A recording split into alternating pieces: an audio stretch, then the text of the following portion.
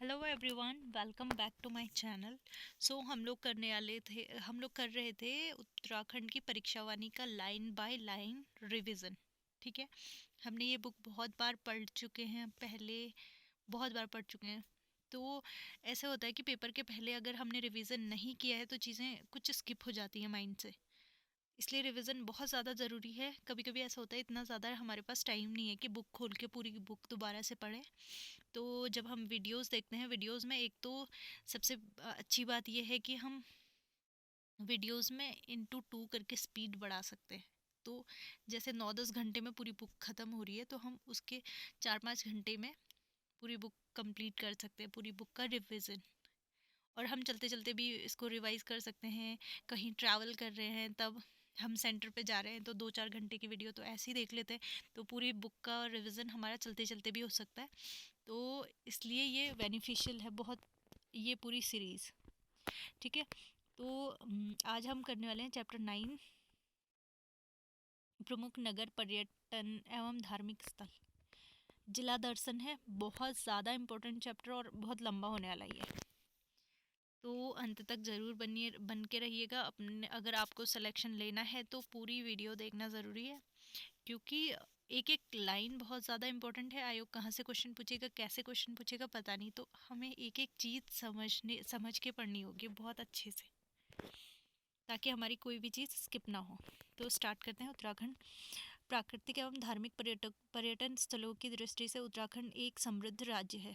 पर्यटन राज्य की आय और रोजगार का एक प्रमुख साधन बनाता है। अतः राज्य सरकार इस क्षेत्र को सुनियोजित एवं तीव्र विकास के लिए बहुआयामी पर्यटन नीति बनाकर व्यापक कार्य योजना एवं संस्थागत ढांचे की व्यवस्था कर रही है। हम सबसे पहले देखते हैं पर्यटन नीति। राज्य के गठन के समय गठित अंतरिम सरकार ने 26 अप्रैल 2001 को उत्तराखंड पर्यटन नीति की घोषणा की। कभी कभी इसकी डेट पूछ लेते हैं। तो 26 अप्रैल 2001, हमें पूरी डेट और ईयर पूरा अच्छे से याद रखना है। 26 अप्रैल 2001 को हमारी उत्तराखंड पर्यटन नीति की घोषणा की गई। इस नीति के मुख्य बिंदु क्या क्या थे वो देखेंगे हम। उत्तराखंड को पर्यटन प्रदेश के रूप में विकसित करना तथा यहाँ की सांस्कृतिक विविधताओं तथा एवं संभावनाओं को उजागर करना है था सब प्रमुख इसका उद्देश्य। पर्यटन को पर्यावरण के अनुकूल एवं प्राकृतिक संसाधनों के संरक्षण के अनुरूप बनाने के लिए इको टूरिज्म को प्रोत्साहित करना भी था। पर्यटकों को उनकी मूल अभिरुचि एवं आर्थिक क्षमताओं के अनुरूप सुविधाएं उपलब्ध कराने के लिए निजी एवं सार्वजनिक क्षेत्रों की सहभागिता बढ़ाना था इसका उद्देश्य। और पर्यटन स्थलों का राष्ट्रीय एवं अंतर्राष्ट्रीय स्तर पर प्रचार प्रसार करने के लिए सूचना प्रौद्योगिकी का प्रयोग करना था। पर्यटन हेतु विभिन्न स्रोतों से पूंजी निवेश में वृद्धि का प्रयास करना है। मनोरंजन पर्यटन के साथ साथ संस्थागत एवं साहसिक पर्यटन का विकास करना भी है। पर्यटन के त्वरित समग्र एवं संतुलित विकास हेतु वर्तमान विभागीय ढांचे में आमूल चूल परिवर्तन के साथ साथ एक अधिनियम द्वारा उत्तराखंड पर्यटन विकास बोर्ड का गठन किया गया। इस बोर्ड में पर्यटन क्षेत्र के 5 विशेषज्ञ होंगे और जो सरकार के पर्यटन संबंधी मामलों को सलाह एवं मार्गदर्शन देंगे। बोर्ड में 3 निदेशक होंगे जो परियोजना प्रतिपादित वित्त एवं निवेश एवं प्रचार विपणन का कार्यभार संभालेंगे। यह बोर्ड राज्य में पर्यटन से संबंधित विषयों पर सुझाव देने वाला सर्वोच्च उपक्रम होगा। इसके अध्यक्ष पर्यटन मंत्री, उपाध्यक्ष पर्यटन विकास आयुक्त एवं सचिव मुख्य कार्यकारी अधिकारी होंगे। गढ़वाल एवं कुमाऊं मंडल विकास निगमों में पर्यटन विकास के लिए समन्वय स्थापित करना, पर्यटकों की सुविधा के लिए सड़क परिवहन के साथ साथ रेल मार्ग, वायु परिवहन की सुविधा उपलब्ध कराना भी है। पर्यटन क्षेत्रों में स्वरोजगार के उद्देश्य से उत्तराखंड पर्यटन विकास योजना को कार्यान्वित करना भी इसका मेन उद्देश्य है।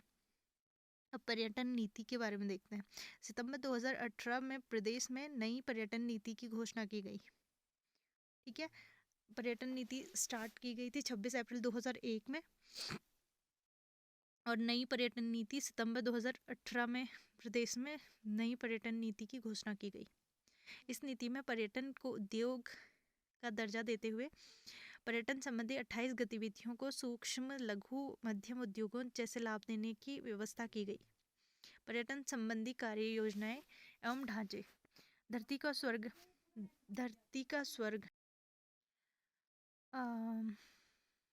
का स्वर्ग राज्य में सुनियोजित दीर्घकालीन व सतत पर्यटन का विकास करते हुए इसे धरती का स्वर्ग के रूप में प्रदर्शित करने का प्रयास किया गया है। पीपीपी मॉडल की फुल फॉर्म है पब्लिक प्राइवेट पार्टनरशिप। पर्यटन क्षेत्र में स्थानीय स्तर पर रोजगार की अपार संभावनाएं हैं, अतः पर्यटन के क्षेत्र में पूंजी निवेश हेतु लोक निजी सहभागिता पीपीपी मॉडल पर ढांचागत सुविधाएं विकसित करने का प्रयास किए जा रहे हैं।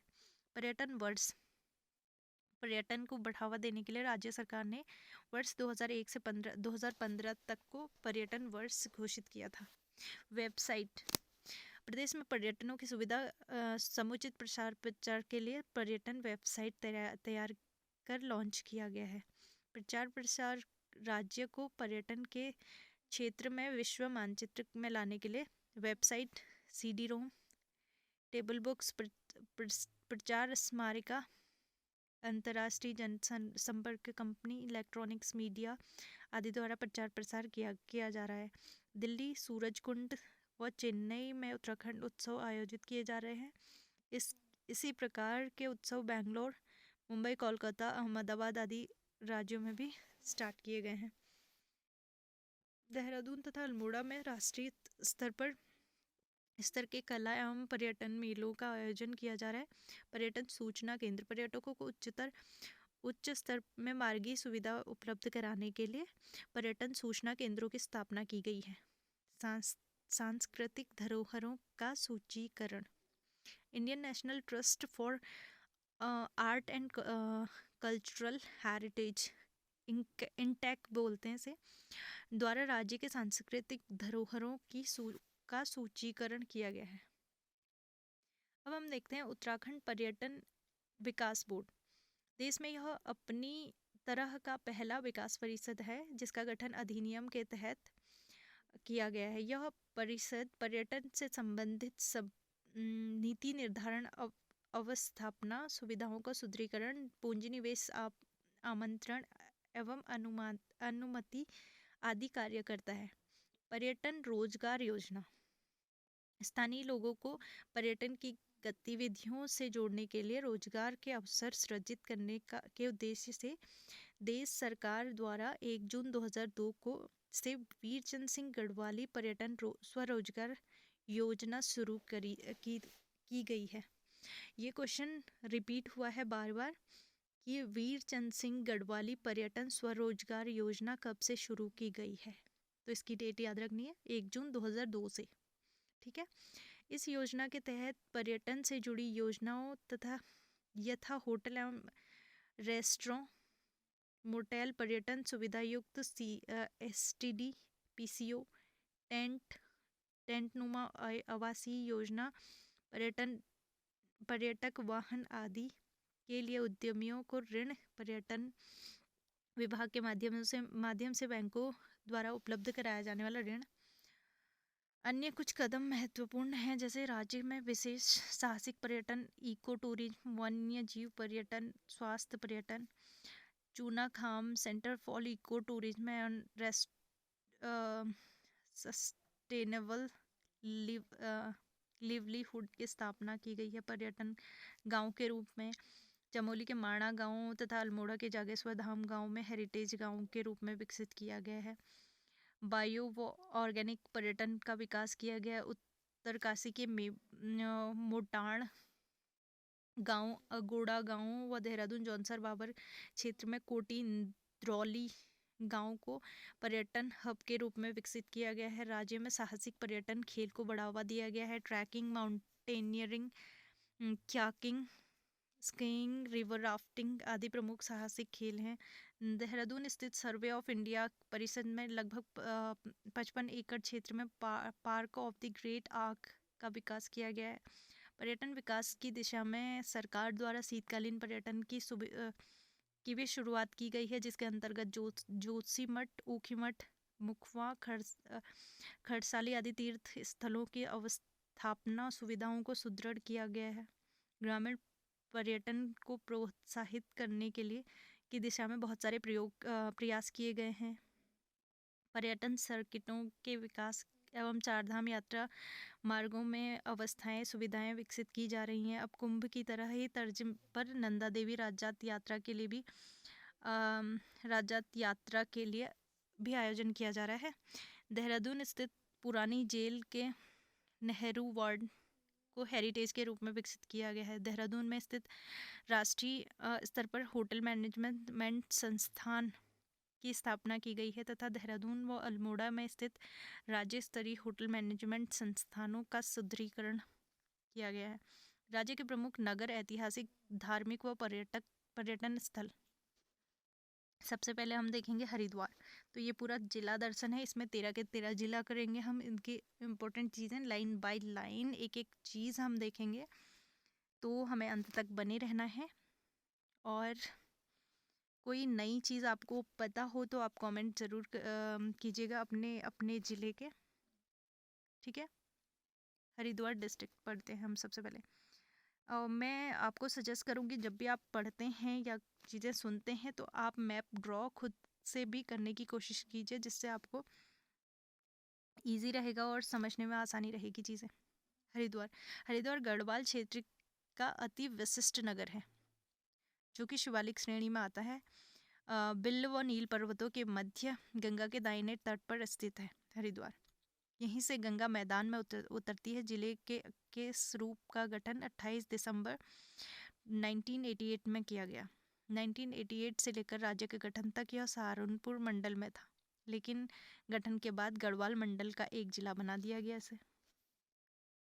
पुराणों तथा संस्कृत साहित्य में इसे गंगा द्वार, देवताओं के द्वार, तीर्थ स्थलों का प्रवेश द्वार, चारों धामों का द्वार, स्वर्ग का द्वार, मायापुरी, माया क्षेत्र आदि नामों से जाना जाता है।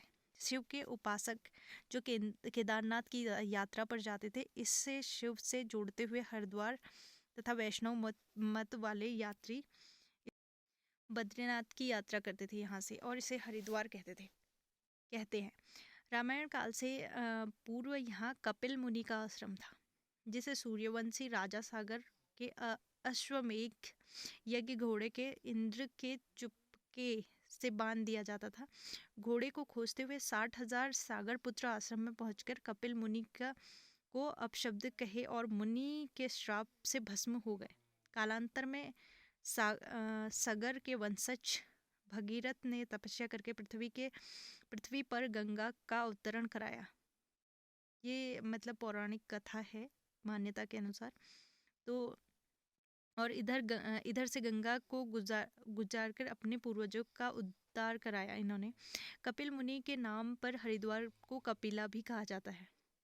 प्राचीन इतिहासकारों के अनुसार इस क्षेत्र का वन खांडवन के नाम से प्रसिद्ध था, जिनमें पांडव और अज्ञातवास के दौरान छिपकर रहे। धृतराष्ट्र, गांधारी तथा विदुर ने अपना शरीर त्याग यहीं पर किया था, और विदुर ने मैत्रेय ऋषि को महाभारत कथा यहीं सुनाया था। सप्तऋषि द्वारा इस स्थान पर तप करने के कारण यह गंगा को 7 धाराओं में होकर बहना पड़ा यहाँ से। इतिहासकारों ने इसे 11वें मृदभांड सांस्कृतिक वाला नगर भी माना है, जिसका काल ईसा से 1200 पूर्व से 1700 वर्ष के मध्य का ठहरता है। जैन ग्रंथों के अनुसार 1000 वर्ष पूर्व प्रथम जैन तीर्थंकर भगवान आदिनाथ ने मायापुरी हरिद्वार क्षेत्र में रहकर तपस्या की थी। आज से लगभग 2056 वर्ष पूर्व उज्जैन के राजा विक्रमादित्य के बड़े भाई राजा भर्तहरि ने हरिद्वार के शिवालिक श्रेणी पर तपस्या की और 2 महान ग्रंथों, नीति शतक और वैराग्य शतक की रचना की। राजा विक्रमादित्य के ने भाई की याद में यहाँ गंगा के पौड़ियों सीढ़ियों का निर्माण कराया, जिसे भर्तहरि के पैड़ी कहा जाता है। कालांतर में यही हर की पैड़ी कहा गया है। विक्रमादित्य ने यहाँ एक भवन का निर्माण भी करवाया, जो भाग भग भग्नावशेषों के रूप में डाटवाली हवेली के नाम से आज भी हर की पौड़ी के पास स्थित है। चीनी यात्री हेनसांग सन 634 में हरिद्वार आया था। उसने इस नगर को मोयुलो तथा गंगा को महाभद्रा कहा। कनिंघम मोयुलो का अर्थ मयूरपुर लगाते हैं। 1399 में तैमूरलंग भी यहाँ आया था। उसका इतिहासकार सरुद्दीन ने हरिद्वार को कायोपिल या कुपिला कहा है। कनिंघम के अनुसार यह कोह पैरी है। कोह का अर्थ है पहाड़। सरुद्दीन ने यहाँ गंगा के किनारे विष्णु के बताए जाने वाले चरण चिन्ह भी देखे हैं। अकबर काल के इतिहास में अबुल फजल आय ने अकबरी में लिखता है कि माया ही हरिद्वार के नाम से जानी जाती रही है। वह यह भी लिखता है कि अकबर के रसोई घर में गंगा जल प्रयुक्त होता था। यह जल हरिद्वार से अकबर के बड़े बड़े घोड़ों में मंगाया जाता करता था। अकबर सेनापति मानसिंह ने हरिद्वार को हर की पैड़ी का जीर्णोद्धार कराया था और प्राचीन नगर के खंडहरों में आधुनिक हरिद्वार की नींव रखी। उसने पुराने संकरे घाट को बनवाया और गंगा की धारा के मध्य एक अष्टकोणीय स्तंभ बनवाकर साधना स्थल के रूप में प्रयोग करने के लिए किसी साधु को तामपत्र में लिखकर दान दे दिया। यह स्तंभ आज भी विद्यमान है।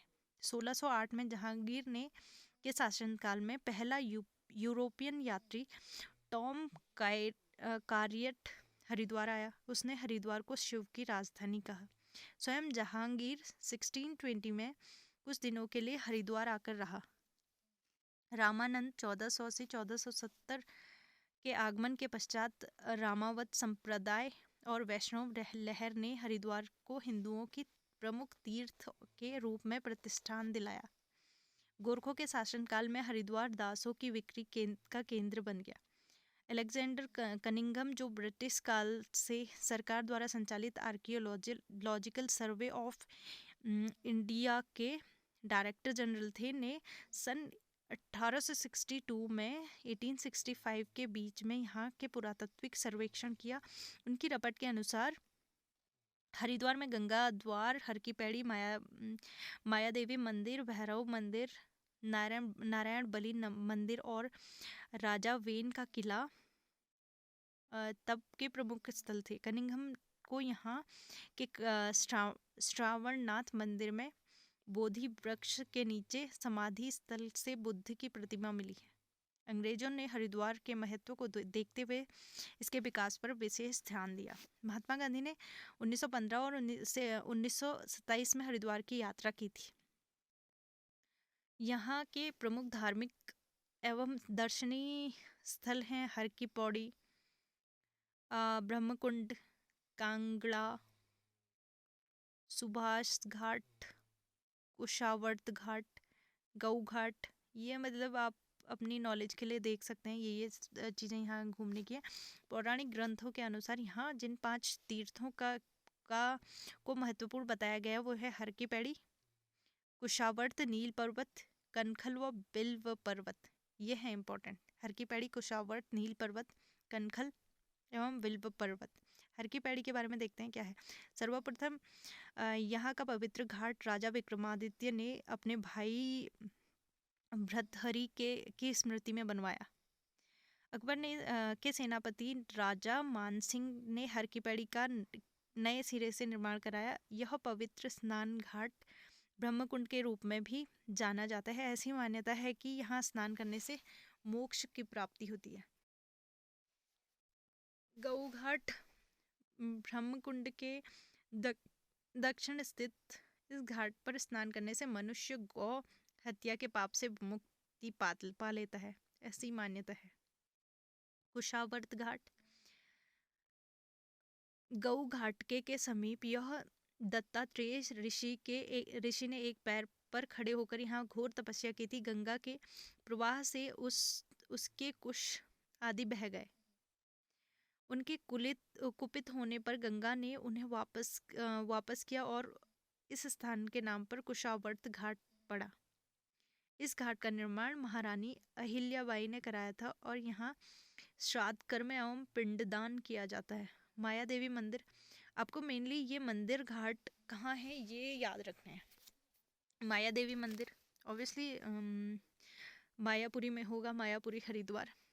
यह मंदिर देवी के 51 शक्तिपीठों में से एक है। यह मंदिर हरिद्वार रेलवे स्टेशन से मात्र 2 किलोमीटर दूरी पर नगर में स्थित है। यह माया देवी हरिद्वार की अधिष्ठात्री देवी है। माया देवी का मंदिर मायापुर अर्थात हरिद्वार का प्राचीनतम मंदिर है। मनसा देवी मंदिर हरिद्वार में शिवालिक पर्वत श्रृंखला के बिल्व शिखर में जो एक नगर के पश्चिम में स्थित है। यह मंदिर स्थित है। ब्रह्मा के मन से उत्पन्न तथा जतकारु ऋषि की पत्नी सर्परागी माँ देवी की ही 3 मुख तथा 5 भुजाओं वाली अष्टनाग वाहिनी मूर्ति स्थापित है। यहाँ रोपवे व पैदल मार्ग दोनों ही किया जा सकता है। चंडी देवी मंदिर, ये भी कहाँ है? हरिद्वार के पूर्वी छोर पर शिवालिक और नील शिखर पर चंडी देवी का मंदिर स्थित है। बिल्वकेश्वर महादेव मंदिर, यह भी हरिद्वार में है। शिव के प्रमुख स्थानों में से एक बिल्वकेश्वर मंदिर भी है। भीमगोड़ा मंदिर, भीमगोड़ा कुंड पांडव काल का बताया जाता है। यह भीम के घोड़े के टाप से बना हुआ माना जाता है। सप्तऋषि आश्रम, कहा जाता है कि जब गंगा जी पृथ्वी पर उतरी तो हरिद्वार के निकट सप्तऋषियों के आश्रम को देखकर रुक गई थी और यह निर्णय नहीं कर पाई थी कि किस ऋषि के आश्रम के सामने प्रवाहित हों,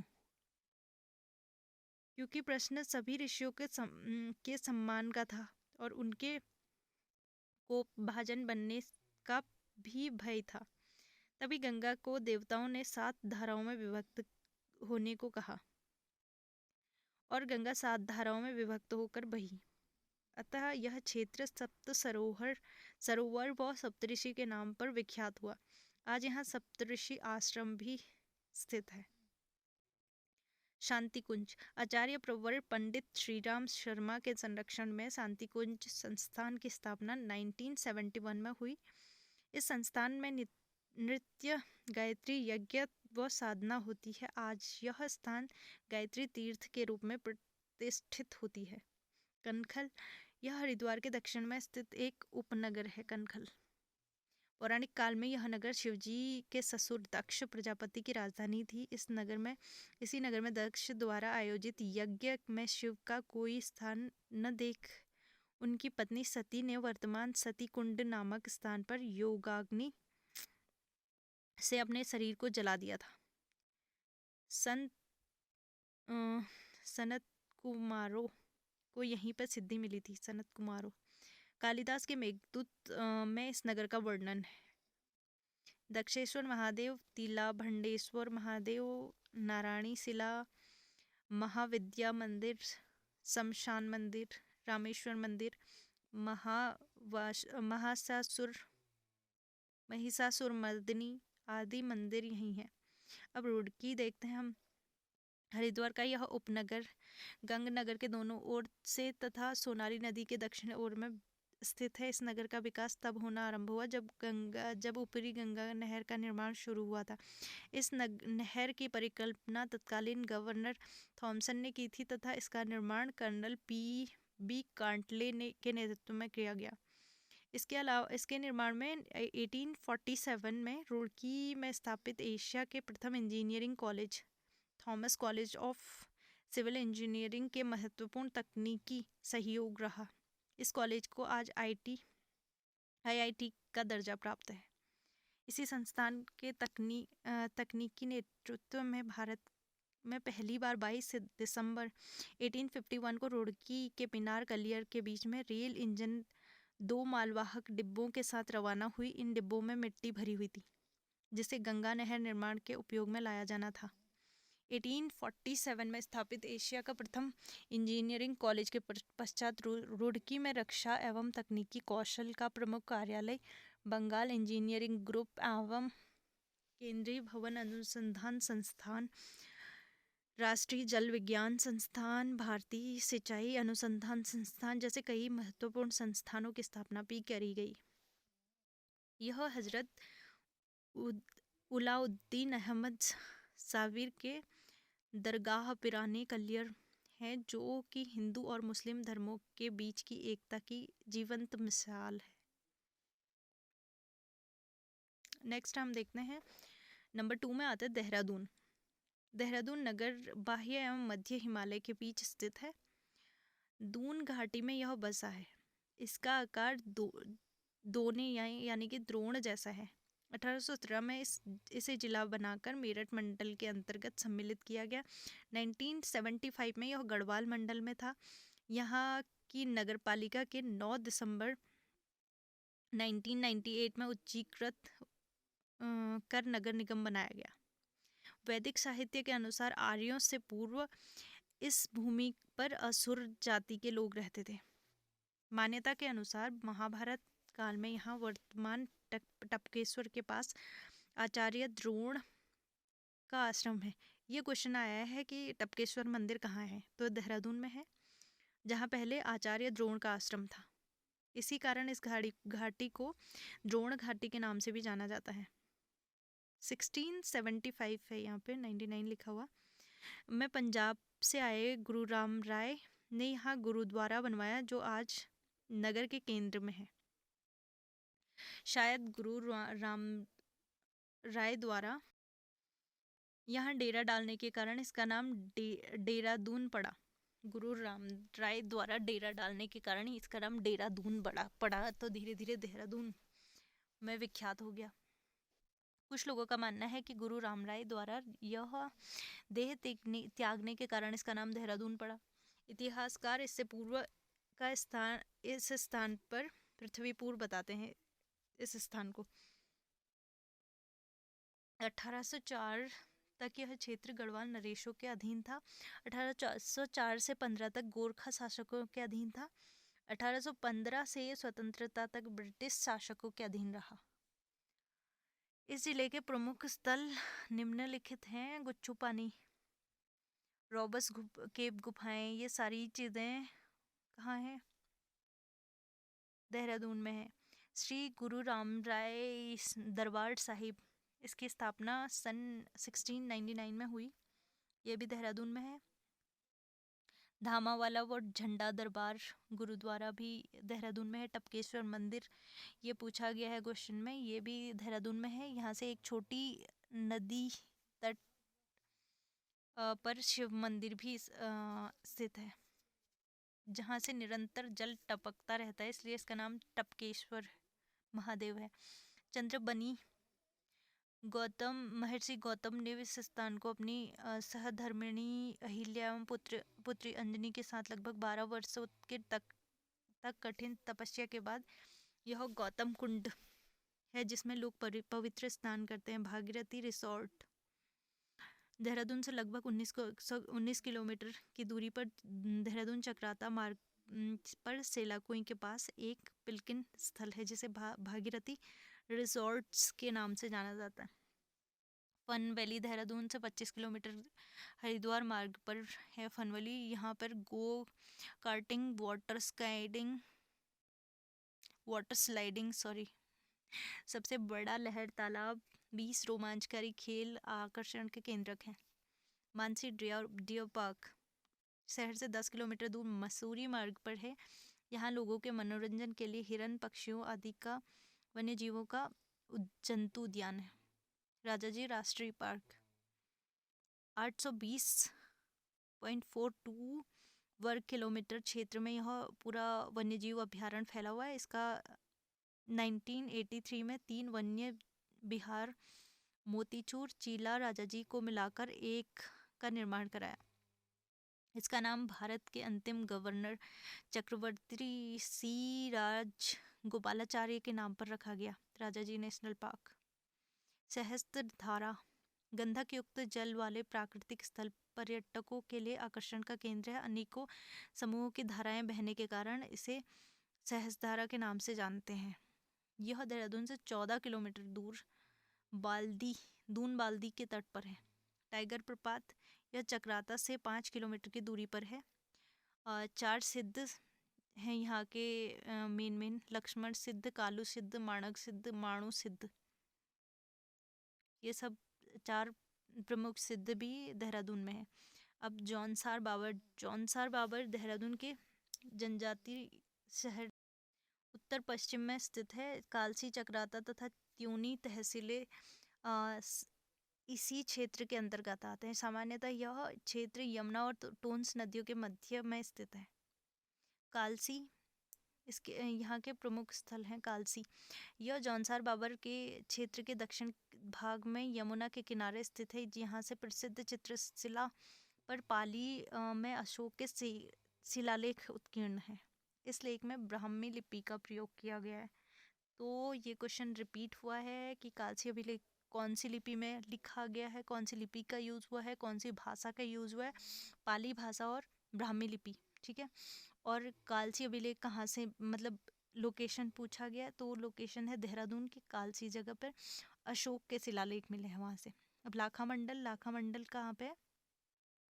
यह स्थान देहरादून से 125 किलोमीटर दूर, चक्राता से 62 किलोमीटर दूर यमुना के रिखनाड़ नदी के संगम पर है। महाभारत काल में लाक्षागृह यही बनाया था। लाखा मंडल में मूर्तियों का भंडार है। यहाँ उत्तराखंड के शिव शैली में शिव मंदिर दर्शनीय है यहाँ का, लाखा मंडल का। विराटगढ़ यह स्थल चक्राता से 15-16 किलोमीटर दूर चौरानी चोटी पर स्थित है। यहाँ महाभारत काल के पुनिंद राजा विराट की राजधानी थी। वादा हनोल यह चक्राता से 110 किलोमीटर टोंस के किनारे है। जौनसार बाबर के लोगों का सबसे बड़ा तीर्थ स्थल है हनोल। ये क्वेश्चन आता है कि जौनसार बाबर के सबसे बड़े देवता कौन से हैं? महासू देवता उनके सबसे बड़े देवता का मंदिर है। और हनोल जौनसार बाबर के लोगों का सबसे बड़ा तीर्थ स्थल है हनोल। फिर आता है रामताल गार्डन, यह सुंदर पिकनिक स्पॉट है। काणासर ऊंचे पर्वतों के बीच घिरा हुआ है जो चक्राता में है। देववन यह लोकप्रिय पिकनिक स्पॉट है। ये भी देववन भी। पर्वतों की रानी मसूरी, ऑब्वियसली कौन भूल सकता है। 2005 मीटर की ऊंचाई पर लगभग 65 किलोमीटर क्षेत्र पर फैला हुआ मसूरी हिंदुस्तान सबसे पुराना हिल स्टेशनों में से एक है। मसूरी शहर के असली संस्थापक ईस्ट इंडिया कंपनी के बंगाल आर्मी में काम करने वाले आयरिश अफसर कैप्टन यंग आदि थे। कैप्टन यंग ने मसूरी की खोज 1825 में की थी और अंग्रेजों ने यह भूमि को टिहरी नरेश सुदर्शन शाह से 80 वर्ष के लिए पट्टे पर लिया था। 1827 में यहाँ की पहली इमारत मालिंगार होटल बनी। 1832 में भारत के सर्वेयर जनरल कर्नल एवरेस्ट ने यहाँ सर्वेक्षण कार्यालय स्थापित किया। इसके बाद हम देखते हैं भद्राज मंदिर। ये मंदिरों के नेम याद रखना। भद्राज मंदिर, ज्वाला जी मंदिर, कैमल बैक, गन हिल का नाम तोप टिब्बा भी है। सुरकुंडा देवी मंदिर, मसूरी झील, कैंपटी फॉल। कैंपटी फॉल का स्पेशल क्या है? यमुनोत्री मार्ग पर मसूरी से 15 किलोमीटर दूरी पर टिहरी में है कैंपटी फॉल। मसूरी की सौंदर्यपूर्ण वादियों में स्थित कैंपटी फॉल 50 फुट की ऊंचाई से सर्वाधिक मनोहर एवं विशाल जलप्रपात है कैंपटी फॉल। ऋषिकेश यह देहरादून का एक उपनगर है जो कि हरिद्वार से 24 किलोमीटर दूर उत्तर में देहरादून पौड़ी टिहरी का बॉर्डर पर गंगा एवं चंद्रभागा नदी के संगम पर है। तो कभी कभी पूछ लेते हैं कि ऋषिकेश किन नदियों के संगम पर है, तो ये है गंगा एवं चंद्रभागा नदी के संगम पर। ऋषिकेश गंगा एवं चंद्रभागा नदी के संगम पर, ठीक है। प्राचीन काल से ही यह नगरी ऋषि मुनियों की तपस्थली और आध्यात्मिक चेतना का केंद्र बनी रही है। धार्मिक ग्रंथों के अनुसार रैव्य मुनि द्वारा इस स्थान पर इंद्रियों को जीतकर ईश्वर को प्राप्त किया गया, इसलिए इस स्थान का नाम हरि ऋषिकेश, इंद्रियों का स्वामी विष्णु पड़ा। ठीक है। माना जाता है कि भगवान विष्णु ने मधु कैटव दैत्य का वध गंगा नदी के दाहिने तट पर ऋषिकेश पर ही किया था। कश्मीर के राजा ललितादित्य मुक्ति पीठ ने यहाँ अनेक मंदिरों का निर्माण कराया। यहाँ के प्रमुख दर्शनीय स्थल इस प्रकार है। तपोवन है, लक्ष्मण झूला है, ये ऋषिकेश के हैं। तपोवन, लक्ष्मण झूला, त्रिवेणी घाट, नीलकंठ महादेव, भरत मंदिर, कैलाश निकेतन मंदिर, शिवनंद झूला, शत्रुघ्न मंदिर, शिवानंद आश्रम, मुनि की रेती, 84 कुटिया व शिवपुरी, ये सारी देहरादून में ऋषिकेश में है, देहरादून के ऋषिकेश में। ठीक है। थर्ड हम पढ़ते हैं, थर्ड डिस्ट्रिक्ट उत्तरकाशी। देवभूमि के नाम से विख्यात यह नगर भागीरथी नदी की दाईं ओर स्थित, उत्तर में काशी के उपनाम से प्रसिद्ध उत्तरकाशी, प्राचीनतम नाम इसका है सौम्य काशी या बड़ा हाट। ये इम्पोर्टेंट पॉइंट है कि उत्तरकाशी का नाम क्या था पुराना, तो बड़ा हाट व सौम्य काशी है। 1803 में भयंकर बाढ़ भूकंप में बाड़ाहाट नगर के क्षतिग्रस्त होने के बाद वर्तमान उत्तरकाशी नगर को वरुणावत पर्वत के प्रदेश में बसाया गया था। यहाँ नगर प्राकृतिक सौंदर्यपूर्ण दृश्यों तथा नदियों पहाड़ों से परिपूर्ण है। यहाँ भागीरथी, आसीगंगा व वरुण नदी बहती है। 24 फरवरी 1960 को टिहरी जिले को काटकर इसे अलग जिला बनाया गया। इस जिले में स्थित प्रमुख दर्शनीय स्थल हैं गंगोत्री।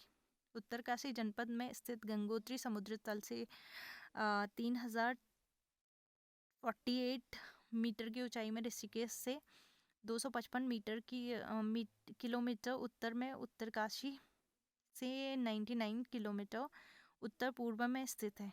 यहाँ भागीरथी का एक विशाल मंदिर है जिसमें गंगा, लक्ष्मी, पार्वती, अन्नपूर्णा आदि की मूर्तियां स्थापित हैं। ठीक है। इस मंदिर के कपाट प्रतिवर्ष वैशाख शुक्ल तृतीया में खुलते हैं। ठीक है। यहाँ के निकटतम दर्शनीय स्थलों में सूर्य कुंड, गौरी कुंड, पतगाना, भैरव झाप आदि स्थित हैं। फिर आता है गौमुख। गौमुख से कौन सी नदी निकलती है? भागीरथी। नदी का उद्गम स्थल है यह स्थल गंगोत्री से 18 किलोमीटर की दूरी पर दक्षिण पूर्वी दिशा में पैदल मार्ग पर स्थित है। फिर तपोवन आता है। गंगोत्री हिमालय से समुद्री तल से 4600 मीटर की ऊंचाई पर, गौमुख से 4-5 किलोमीटर की दूरी पर स्थित हिमालय का टिपिन टॉप कहा जाने वाला तपोवन पर्यटकों का सबसे पसंदीदा स्थल है। उच्च हिमालयी क्षेत्र पर पड़ने वाले तपोवन अकेला ऐसा स्थल है जहां एक साथ निम्न 15 चोटियों को नजदीक से देखा जा सकता है, जैसे शिवलिंग, भागीरथी प्रथम, भागीरथी द्वितीय, भागीरथी तृतीय, काछाकुंड, वासुकी पर्वत, मेरू पर्वत, सुमेरु पर्वत, थैलू पर्वत, कोटेश्वर पर्वत, सुदर्शन पर्वत, माणा पर्वत, सेमी शिवलिंग पर्वत, श्री कैलाश पर्वत व मातृ पर्वत। इन चोटियों के अलावा तपोवन, रक्तवन, सुंदरवन, नंदनवन, गौमुख, गंगोत्री ग्लेशियर आदि भी देखा जा सकता है। एक बार आप मैप बनाने की कोशिश ज़रूर कर लीजिएगा, क्योंकि मैप बना के हमें चीज़ें बहुत एकदम सही से याद रहती हैं। यमुनोत्री, अब देखते हैं यमुनोत्री। उत्तरकाशी जिले में स्थित यह पवित्र स्थान गंगोत्री से ठीक पश्चिम में, उत्तरकाशी से 131 किलोमीटर उत्तर में स्थित है। यहाँ पहुँचने के लिए हनुमान चट्टी से 13 किलोमीटर की दूरी पैदल तय करनी पड़ती है। यमुना के बाएं तट पर स्थित यमुनोत्री का मंदिर का निर्माण 1919 में गढ़वाल नरेश प्रताप शाह ने, पुनर्निर्माण जयपुर की महारानी गुलेरिया ने 19वीं सदी में कराया। प्रत्येक शीतकाल में भैया दूज को यमुनोत्री कपाट बंद हो जाते हैं और ग्रीष्मकाल में वैशाख शुक्ल के तृतीया में खोले जाते हैं। शीतकाल में यमुना की डोली का खसरौली तक लाई जाती है। यमुनोत्री के निकट 3 गर्म जल स्रोत भी हैं, जिनमें सबसे बड़ा महत्वपूर्ण सूर्य कुंड है। इस कुंड में आलू चावल आदि डालने पर पक जाते हैं, इतना गर्म कुंड है यह, जिसे लोग प्रसाद के रूप में ग्रहण करते हैं। इस कुंड के समीप एक दिव्य शिला है। यमुनोत्री से 16 किलोमीटर की दूरी पर सप्तऋषि कुंड है। यमुना का उद्गम स्थल अर्थात बंदरपूछ यमुनोत्री मंदिर से 1 किलोमीटर दूर। बंदरपूछ 3 शिखरों श्रीकंठ, बंदरपूछ एवं यमुनोत्री कांठा का एक सामूहिक नाम है, जिसे प्राचीन काल में कालिंदी पर्वत कहा जाता था। शायद इसी कारण यमुना का एक नाम कालिंदी भी पड़ गया। पौराणिक दृष्टि से कालिंदी यमुना को सूर्य पुत्री, शनि एवं यम की बहन तथा कृष्ण की एक पटरानी भी कहा जाता है। विश्वनाथ मंदिर उत्तरकाशी से लगभग 300 मीटर की दूरी पर स्थित है। 1857 में गढ़वाल नरेश सुदर्शन शाह की पत्नी महारानी खनेती द्वारा मंदिर का पुनः उद्धार किया गया। शक्ति मंदिर, विश्वनाथ मंदिर के सामने शक्ति मंदिर स्थापित किया गया। इस मंदिर में लगभग 6 मीटर ऊंचा एक विशाल त्रिशूल स्थापित है। मनेरी, उत्तरकाशी गंगोत्री मार्ग पर उत्तरकाशी से 13 किलोमीटर की दूरी पर मनेरी नामक स्थान पर भागीरथी नदी पर एक बांध बनाया गया है। इस बांध से सुरंग द्वारा 16 किलोमीटर दूर तिलोट पर स्थित टरबाइनों से जल पहुंचाया जाता है। यह स्थल पर्यटकों के आकर्षण का केंद्र बना हुआ है। गंगानी, गर्म पानी या गंगानी बोलते हैं। मनेरी से गंगोत्री मार्ग पर लगभग 26 किलोमीटर चलने पर भागीरथी के बाएं किनारे पर गंधक युक्त गर्म जल का यह स्रोत है, गंगानी। और देहरादून में कौन सा था गंधक युक्त जल जहाँ पे था? आप कमेंट करना, अब ये भी हमने पढ़ा है। फिर आता है हर्षिल क्षेत्र। समुद्र तल से 2620 मीटर की ऊंचाई पर उत्तरकाशी से गंगोत्री मार्ग पर उत्तरकाशी से 73 किलोमीटर दूर स्थित यह ग्रामीण खेड़ा अपने प्राकृतिक सौंदर्य एवं स्वादिष्ट सेबों के लिए प्रसिद्ध है। हनुमान चट्टी, एक क्वेश्चन आयोग ने पूछा था, चट्टी किसे बोलते हैं? तो चट्टी क्या होती है? ये पहाड़ों की वही मतलब पहाड़ होते हैं, पहाड़ों का ही एक नाम चट्टी भी है, ठीक है, उपनाम। हनुमान चट्टी यह यमुनोत्री से 13 किलोमीटर दूरी पर स्थित है। यहाँ डोडी ताल के ट्रेकिंग मार्ग शुरू होता है यहाँ से। बाड़ाहाट, स्कंद पुराण में इस स्थान का वर्णन है, बाड़ाहाट, ठीक है। नचिकेता ताल भी यहाँ है। दयारा बुग्याल भी है, दयारा मार्ग भी है। हर की दून भी यहाँ का है। हर की दून से ऐसे कंफ्यूज मत होना कि देहरादून है या यहाँ का है। तो हर की दून उत्तरकाशी में स्थित है, ठीक है। इस क्षेत्र में इष्ट देवता समसु शिव हैं, किंतु समसु की पूजा दुर्योधन के रूप में की जाती है। यह बहुत रमणीय स्थल है। अब हम 4th डिस्ट्रिक्ट में पहुंच गए हैं, चमोली।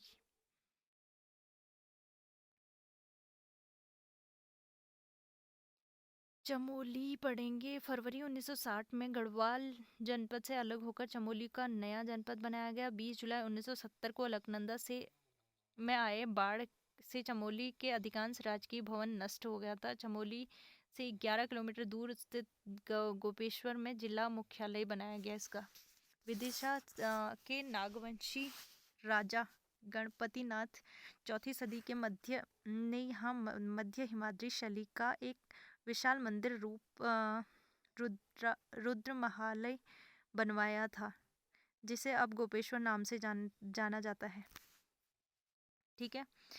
उत्तरांचल के पर्वतीय नगरों में गोपेश्वर ही एकमात्र ऐसा नगर है जहाँ न अधिक गर्मी पड़ती है न अधिक ठंडा। चमोली के गोपेश्वर में, ठीक है। इसके समीपवर्ती दर्शनीय स्थलों में रुद्रनाथ, अनुसुईया मंदिर, अत्रि मुनि आश्रम, गोपीनाथ मंदिर या गोपेश्वर शिव मंदिर, वैतरणी कुंड बांज वृक्षों के समूह का आकर्षण केंद्र है। इस जिले में स्थित प्रमुख दर्शनीय स्थल हैं पंचबद्री। ठीक है, पंचबद्री के नेम याद रखना आप। पहले है बद्रीनाथ। पंचबद्री में सबसे पहला है बद्रीनाथ या विशाल बद्री। बद्रीनाथ हरिद्वार से 384 किलोमीटर व जोशीमठ से 51 किलोमीटर उत्तर में स्थित है। महाभारत तथा पुराणों में इसे मुक्ति प्रदा, योग सिद्धा, बद्रीवन, बद्रिकाश्रम, विशाला, नर नारायण आश्रम आदि नामों से संबोधित किया गया है। यह देश के 4 धामों में से एक है। इसकी समुद्र तल से ऊंचाई 3133 मीटर की ऊंचाई पर स्थित है। यह अत्यधिक ऊंचे नीलकंठ पर्वत शिखर के भव्य पट सहित नर अर्जुन और नारायण विष्णु नामक 2 पर्वतों के बीच में पार्श्व स्थित है। तो ये क्वेश्चन आया हुआ है कि बद्रीनाथ कौन से 2 पर्वतों के बीच में है, पर्वत श्रेणियों के बीच में है। तो नर नारायण पर्वत। ठीक है, नर अर्जुन के लिए यूज हुआ है, नारायण विष्णु के लिए। ठीक हो गया। मंदिर प्रति वर्ष अप्रैल मई के महीने में खुलता है और शरद ऋतु में नवंबर के तृतीय सप्ताह में लगभग बंद हो जाता है। बद्रीनाथ धाम के पुजारी दक्षिण भारत स्थित मालाबार क्षेत्र के आदि शंकराचार्य के वंशजों में से एक होते हैं, जिन्हें रावल भी कहा जाता है। बद्रीनाथ मंदिर 3 भागों में बटा हुआ है, सिंहद्वार, मंडल द्वार व गर्भगृह। मुख्य प्रतिमा भगवान विष्णु की चिंतन मुद्रा में है, काले रंग की है लेकिन खंडित है। मूर्ति के खंडित होने का मूल कारण शायद नारद कुंड में पड़े रहना है, जिसे शंकराचार्य ने निकालकर स्थापित करवाया था। मुख्य मूर्ति के पार्श्व में नर नारायण के दाहिने कुबेर एवं बाएं नारद की प्रतिमाएं हैं। इस मंदिर का निर्माण संभवतः गढ़वाल वंश के प्रारंभिक राजा अजयपाल के शासनकाल में हुआ था, परंतु पूर्ण भव्य मंदिर बनाने का श्रेय कत्यूरी राजवंश को जाता है। शंकुधारी शैली में ये मंदिर बना हुआ है, 15 मीटर ऊंचा। यहाँ 5 प्रसिद्ध कुंड हैं, तप्त कुंड, नारद कुंड, सत्यपत कुंड, त्रिकोण कुंड, मानुषी कुंड। बद्रीनाथ का दर्शनीय शिलाएं हैं गरुड़ शिला, नारद शिला, मार्कंडेय शिला, नृसिंह शिला, बाराह शिला। यहाँ के पंचधाराओं का नाम है कूर्मधारा, प्रहाद धारा, इंदु धारा, उर्वशी धारा, भृंगु धारा। बद्रीनाथ तीर्थ स्थल की प्रमुख गुफाएं हैं स्कंद गुफा, गरुड़ शिला गुफा, राम गुफा। बद्रीनाथ के आगे माणा गांव में मुचकुंद गुफा, गणेश गुफा, व्यास गुफा आदि है। बद्रीनाथ से थोड़ी दूरी पर ब्रह्म कपाली है।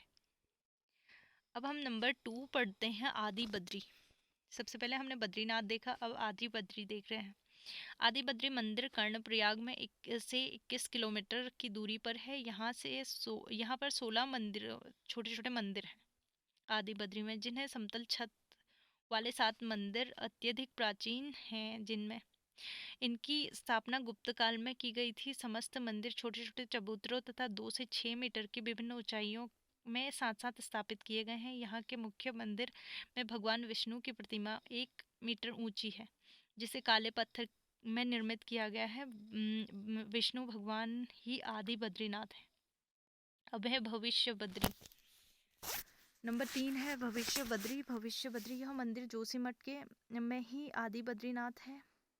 यह मंदिर जोशीमठ से 18 किलोमीटर दूर पूर्व में लद्दाख की ओर सुबेन नामक स्थान पर स्थित है। यहाँ विष्णु भगवान के आधे आकृति की पूजा की जाती है। कहा जाता है कि घोर कलयुग आने पर बद्री विशाल विलुप्त हो जाएंगे, तभी यहाँ मूर्ति पूर्ण हो जाएगी और ये बद्री विशाल के रूप में पूज्य होंगे। 4th है वृद्ध बद्री।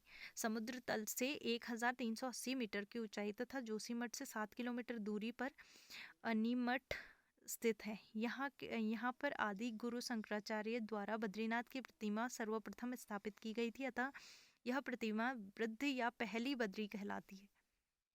अब योगदान बद्री पढ़ते हैं हम। 5th नंबर की जोशीमठ से 20 किलोमीटर दूरी पर स्थित पांडुकेश्वर में योगी ध्यान बद्री मंदिर व पांडव शिला है। शीतकाल में कपाट बंद होने पर बद्रीनाथ की चतुर्मुखी मूर्ति यहाँ लाई जाती है। पंच केदार। अब हम पंच केदार देखते हैं। पंच केदारों में तुंगनाथ, रुद्रनाथ, मदमहेश्वरनाथ, कल्पेश्वरनाथ व केदारनाथ है। पंच केदार, ठीक है। वर्तमान में चमोली में रुद्रनाथ एवं कल्पेश्वर महादेव मंदिर स्थित हैं। रुद्रनाथ एवं कल्पेश्वर। शेष 3 रुद्रप्रयाग जिले में है, ठीक है। केदारनाथ एवं कल्पेश्वर, मदमहेश्वर, रुद्रप्रयाग, तुंगनाथ। चमोली जनपद में रुद्रनाथ एवं कल्पेश्वर महादेव है और शेष 3 रुद्रप्रयाग में है, ठीक है।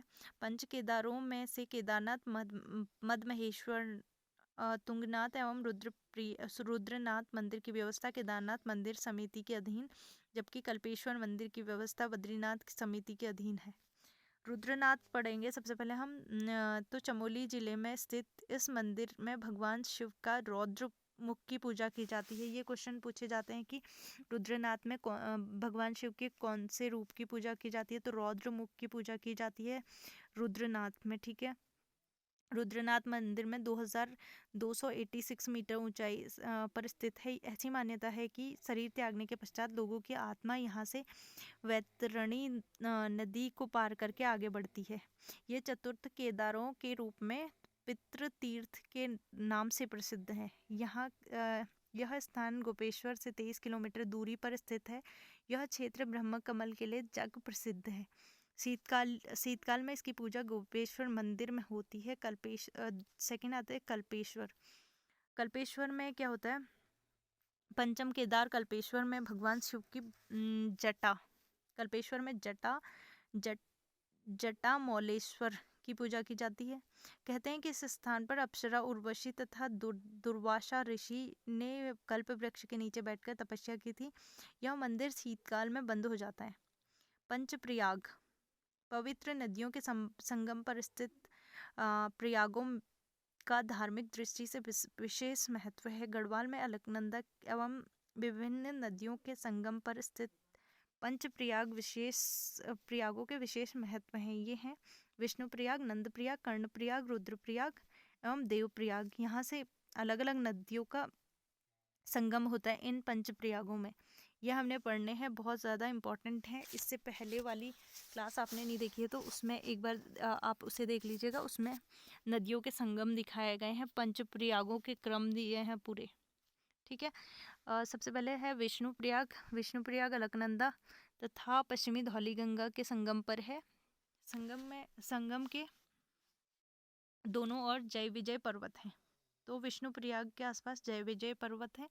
यह समुद्र तल से 1372 मीटर की ऊंचाई पर स्थित है। ऐसा माना जाता है कि नारद मुनि ने इस स्थान पर भगवान विष्णु की पूजा की थी। यहाँ के विष्णु कुंड के निकट विष्णु का मंदिर है। यह स्थल बद्रीनाथ मार्ग पर जोशीमठ से आगे है। नंदप्रयाग कर्णप्रयाग से 22 किलोमीटर दूर तथा समुद्र तल से 914 मीटर की ऊंचाई पर स्थित नंदप्रयाग अलकनंदा एवं नंदाकिनी के संगम पर स्थित है। इस संगम के नाम पर राजा नंद के नाम पर रखा जाता है। यह विष्णु गोपाल मंदिर है। कर्णप्रयाग देखते हैं। ऋषिकेश बद्रीनाथ मार्ग पर स्थित कर्णप्रयाग अलकनंदा व पिंडर नदियों के संगम पर स्थित है। यह स्थान कर्ण की तपस्थली है। इसी स्थान पर भगवान सूर्य ने कर्ण को कवच कुंडल तूर्णेर दिए थे। अब वंशुधारा प्रपात चमोली के अंतिम गांव माणा गांव के पश्चिम की ओर 5 किलोमीटर दूर वसुंधरा प्रपात हिमाच्छादित शिखरों, ग्लेशियरों एवं ऊंची चोटियों चट्टानों के पृष्ठभूमि पर स्थित है। गैरसैंण चमोली जिले पर स्थित गैरसैंण गढ़वाल व कुमाऊं का ज्यामितीय केंद्र बिंदु है। गैरसैंण को भौगोलिक स्थिति के कारण रमाशंकर कौशिक समिति ने उत्तरांचल की प्रस्तावित राजधानी के लिए उपयुक्त माना था। चाय के बागानों के लिए प्रसिद्ध इस नगर का में राज्य का दूसरा विधानसभा भवन भी बनाया जा रहा है। टिम्बरसैंड गुफा, ये भी चमोली में है। टिम्बरसैंड गुफा यह जिले के नीति घाटी में स्थित है। यहाँ गुफा में अमरनाथ की तरह बर्फ का शिवलिंग जिसके ऊपर जल टपकता रहता है।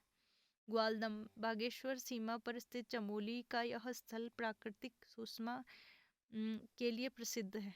लगभग 1960 में इसकी ऊंचाई मीटर की इसकी ऊंचाई पर टीले के रूप में ग्वालदम देवदार बांज बुरास के घने वृक्षों से ढका हुआ रहता है। यहाँ से नंदा घुंटी, नंदा देवी और त्रिशूल हिमखंडों तथा मनोरम दृश्य दिखाई देता है। सेब एवं चाय उत्पादन के लिए यह प्रसिद्ध है। कौन? ग्वालदम, ठीक है। यहाँ से 15 किलोमीटर दूरी पर अथारी है जो अपनी पौराणिकता के लिए प्रसिद्ध है। जोशीमठ, जोशीमठ नाम संस्कृत शब्द ज्योतिर्मठ का विस्तृत रूप है जिसका अर्थ है कि शिव की ज्योतिर्लिंग का स्थल। प्राचीन काल से ही इसे योशी कहा जाता था।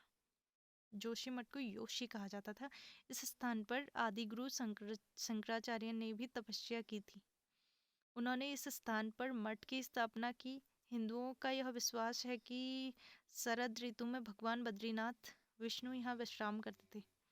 यहाँ शंकराचार्य जी द्वारा स्थापित भगवान विष्णु के नरसिंह अवतार के रूप में एक मंदिर है। इस मंदिर में नरसिंह भगवान की प्रतिमा की एक भुजा स्थापित है। मंदिर के सामने एक भवन है जिसमें पत्थर का एक कुंड है। पीपल के 2 फुहारे हैं। इन दोनों फुहारों के मध्य राम एवं सीता के पीतल की प्रतिमाएं स्थापित हैं। यहाँ पर हनुमान, गणेश, सूर्य, गौरीशंकर एवं नवदेवी के अनेक मंदिर स्थित हैं। जोशीमठ में ही शंकराचार्य ने पूर्णागिरि देवपीठ की स्थापना की।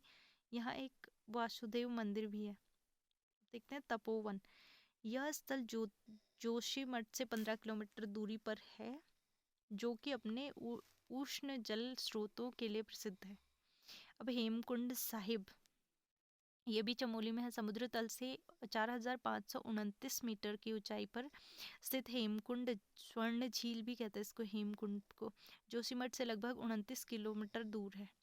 यह गंधमादन आदि 7 भव्य बर्फ से ढके हुए पहाड़ों से घिरा हुआ है जिनको हेमकुंड पर्वत कहा जाता है।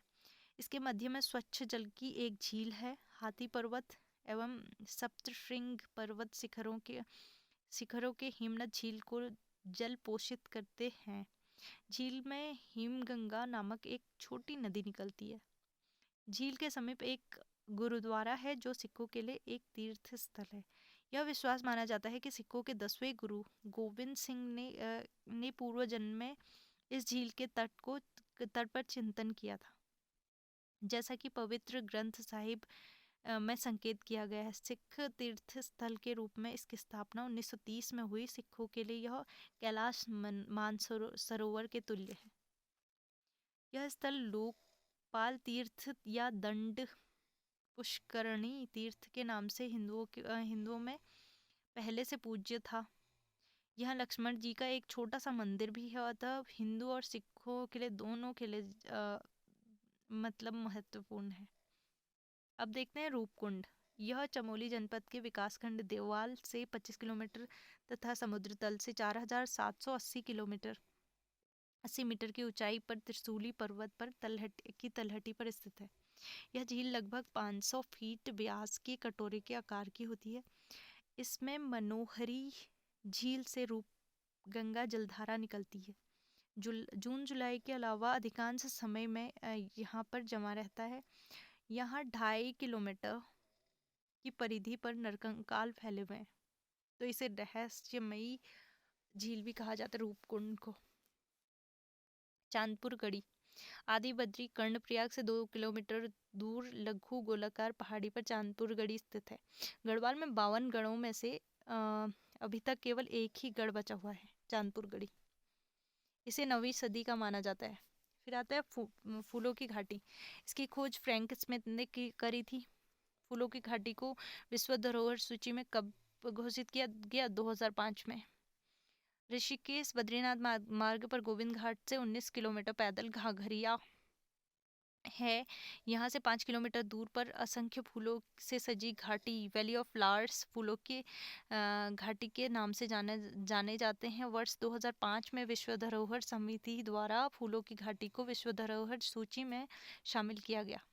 चिनाब घाटी फूलों की घाटी जैसी यह दूसरी घाटी जोशीमठ चमोली में से 28 किलोमीटर दूरी पर है। 5 वर्ग किलोमीटर क्षेत्र में फैले इस घाटी को 500 से अधिक प्रजातियों के पुष्प यहाँ मिलते हैं। ये पुष्प जून से अक्टूबर तक खिलते हैं। अब देखते हैं औली।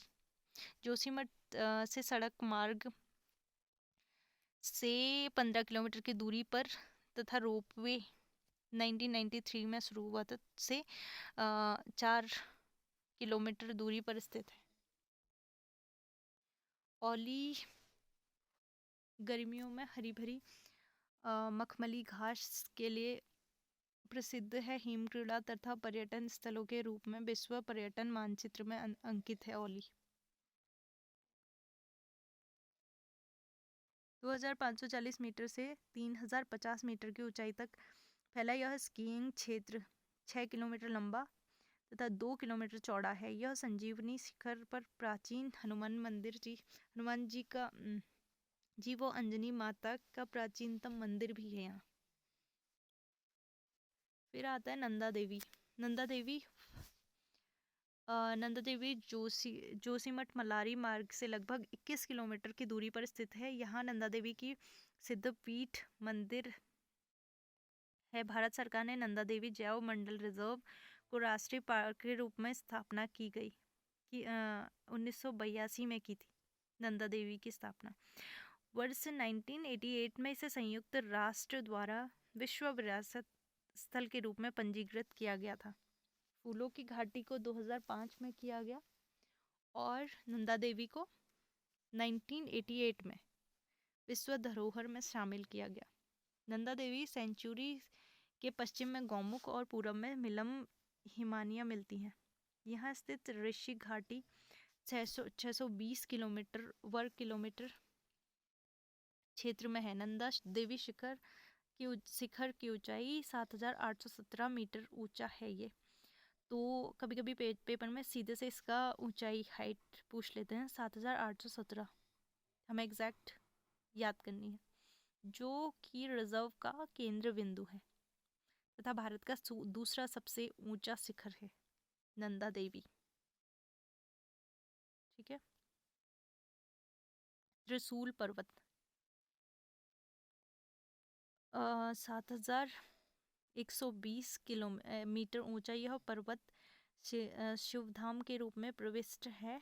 रानी के तलमोड़ा ग्वालधाम से नुकीला दिखता है, जबकि गोपेश्वर से यह सपाट किसी व्यक्ति के मुख के समान दिखता है। फरवरी से जून तक यह गंभीर मुद्रा में, जुलाई से अक्टूबर तक मुस्कुराते हुए और नवंबर से फरवरी तक एक कन्या के मुख की तरह दिखाई देता है। माणा गांव चमोली के माणा गांव भारत की सीमा पर बसे हुए अंतिम गांव में से एक है।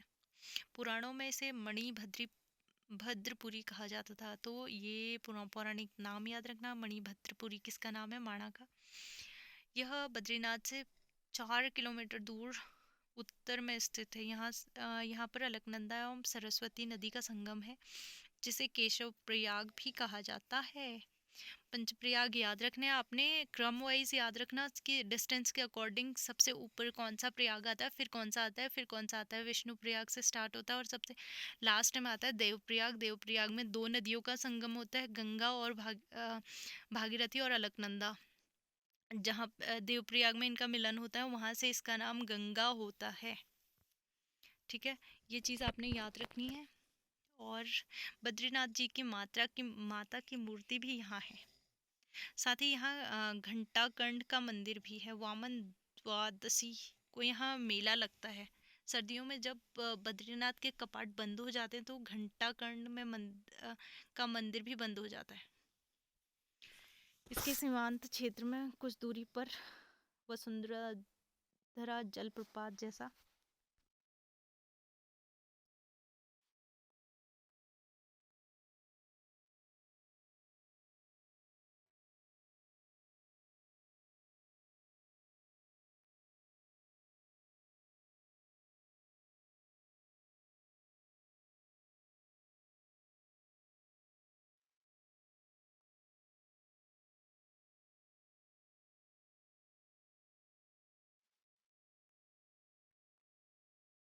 यहाँ से 200, यहाँ 200 से अधिक शिव मंदिर हैं।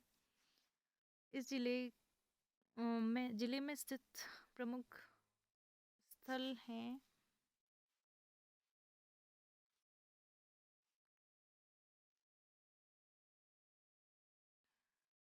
अब फिर इसमें माणा गांव हमने देख लिया था। अब हम देखते हैं यहाँ सरस्वती नदी के पर बना पाषाण शिला भीम पुल भी है। ठीक है, अब हम 5th नंबर पे पढ़ते हैं पुनाड़ या रुद्रप्रयाग। रुद्रप्रयाग का पुराना नाम था पुनाड़। याद रखना, इनके पुराने नेम पूछ लेते हैं डायरेक्टली क्वेश्चन। तो बहुत इजी चीज़ है, हमने बिल्कुल नहीं छोड़नी है। पता चला हम डिटेल पढ़ के गए, जो मेन नाम था वही भूल गए। तो सबसे पहले इनका नाम, इनकी स्थापना, ईयर और इनके पुराने नाम, सारी पूरे 13 के 13 डिस्ट्रिक्ट के पुराने नाम हमें बिल्कुल याद रखने ही रखने हैं। बल्कि कुछ इम्पोर्टेंट गांव भी हैं जिनके पुराने नाम भी याद रखने हैं हमें। कुछ इम्पोर्टेंट जो गांव थे उस टाइम के पौराणिक। तो रुद्रप्रयाग को पुनाड़ बोलते थे। रुद्रप्रयाग उत्तराखंड का प्रख्यात तीर्थ केदारनाथ तथा बद्रीनाथ धाम की यात्रा का मुख्य पड़ाव तथा पंच प्रयागों में से एक प्रयाग है रुद्रप्रयाग। ठीक है, यह ऋषिकेश से 139 किलोमीटर की दूरी पर स्थित है। यहाँ अलकनंदा व मंदाकिनी का संगम होता है। तो ये चीज़ याद रखना बहुत इंपॉर्टेंट है। अलकनंदा और मंदाकिनी का संगम हो रहा है कहाँ पे? रुद्रप्रयाग में। यहाँ रुद्रनाथ का एक पुराना मंदिर स्थित है। महाभारत काल में इसका नाम रुद्रावत हुआ करता था, रुद्रप्रयाग का।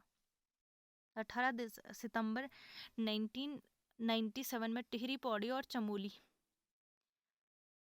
जिलों के भागों को मिलाकर इससे एक जिला बनाया था।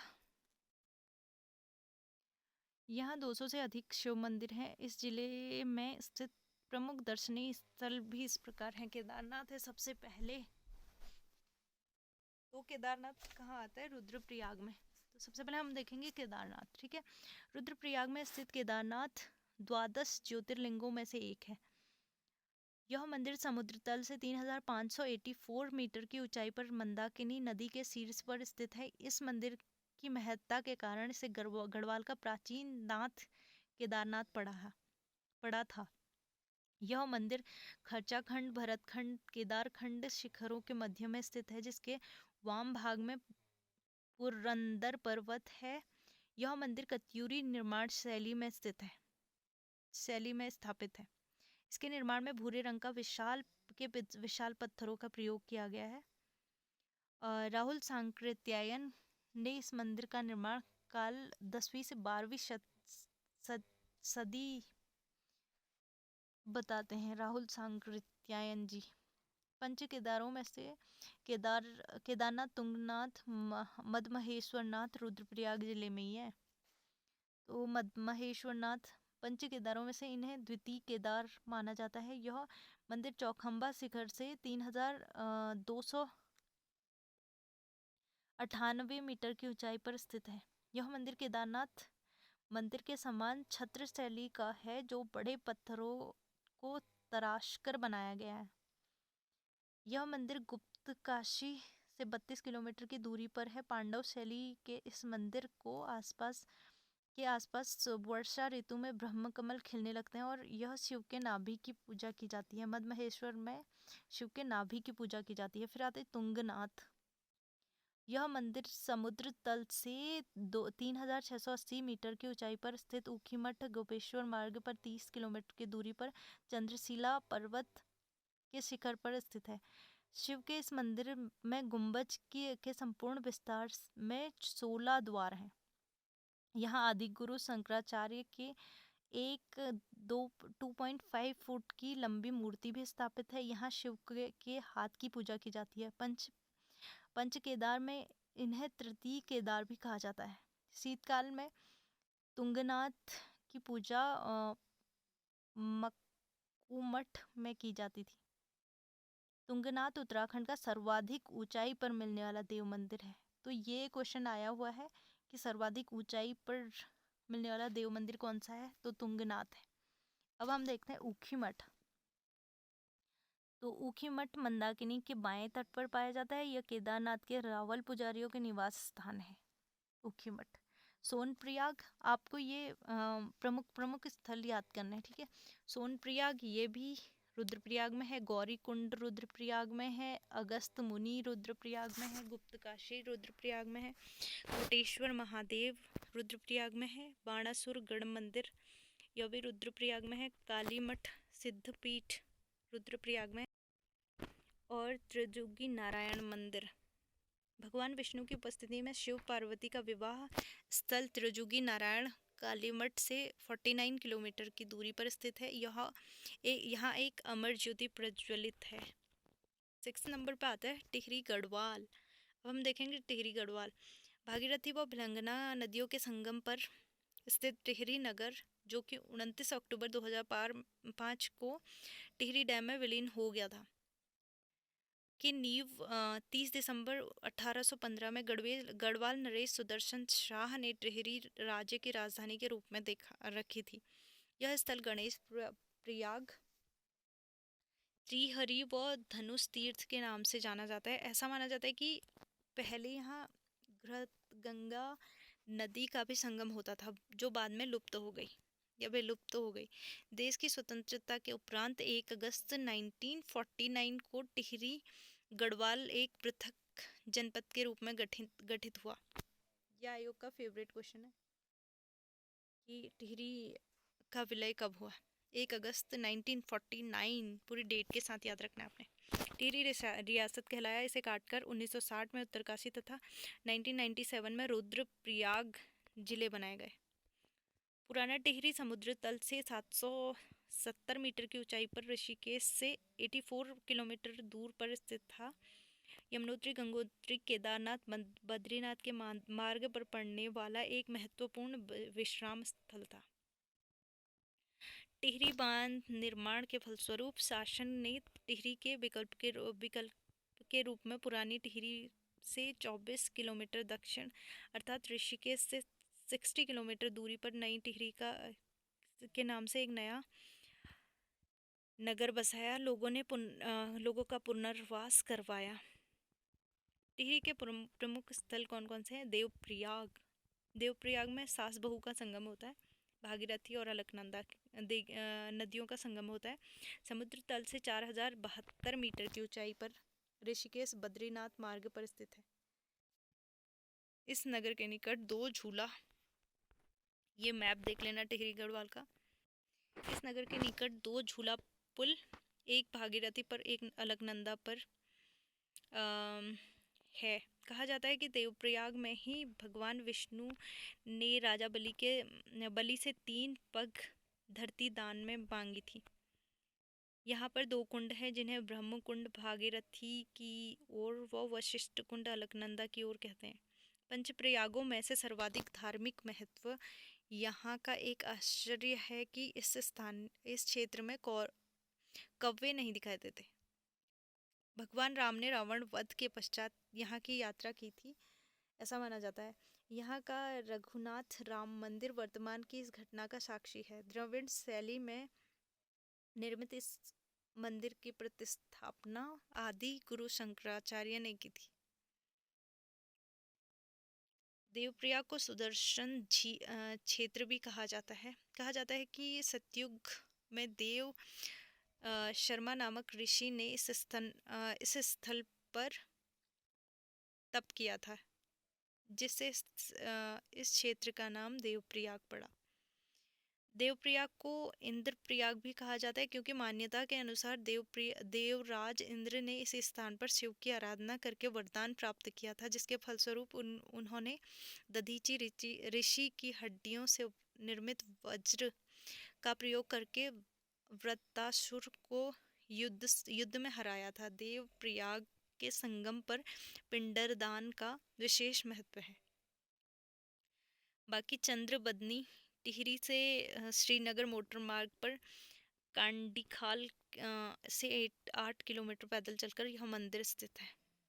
फिर आते चंबा, गंगोत्री मार्ग पर मसूरी से 60 किलोमीटर, नरेंद्र नगर से 48 किलोमीटर की दूरी पर, नई टिहरी से 11 किलोमीटर की दूरी पर समुद्र तल से 1676 मीटर की ऊंचाई तक चंबा नगर स्थित है। विक्टोरिया क्रॉस प्रपात करने वाले गब्बर सिंह नेगी यहीं के थे, चंबा के। धनौल्टी मसूरी चंबा मार्ग पर स्थित, मसूरी से 24 किलोमीटर एवं चंबा से 29 किलोमीटर दूरी पर स्थित है धनौल्टी। अब कैंपटी फॉल या कैंपटी जलप्रपात समुद्र तल से 1215 मीटर की ऊंचाई पर मसूरी यमुनोत्री मार्ग पर मसूरी से 15 किलोमीटर दूर टिहरी जिले में कैंपटी फॉल स्थित है। नरेंद्र नगर, यहाँ सबसे ज़्यादा बारिश होती है। समुद्र तल से 1129 मीटर की ऊंचाई पर स्थित यह नगर मुनि की रेती ऋषिकेश से 16 किलोमीटर उत्तर पर स्थित है। पहले यह नगर गढ़वाल राज्य की राजधानी हुआ करता था। यहाँ पास के घने जंगलों में टिहरी नरेश का महल था, जिसे अब आनंद स्पा कहा जाता है।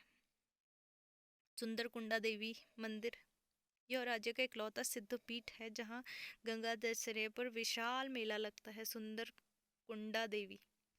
नागटिब्बा समुद्र तल से 3048 मीटर की ऊंचाई पर लंबी पद यात्राओं एवं साहसिक कार्यों के लिए अभिरुचि रखने वाले पर्यटकों के लिए नागटिब्बा संपूर्ण अवसर प्रदान करता है। यह क्षेत्र घने जंगलों एवं प्राकृतिक सौंदर्य से परिपूर्ण है और पर्यटक यहाँ से हिमालय को मनोरम दृश्यों के लिए अवलोकन कर सकते हैं।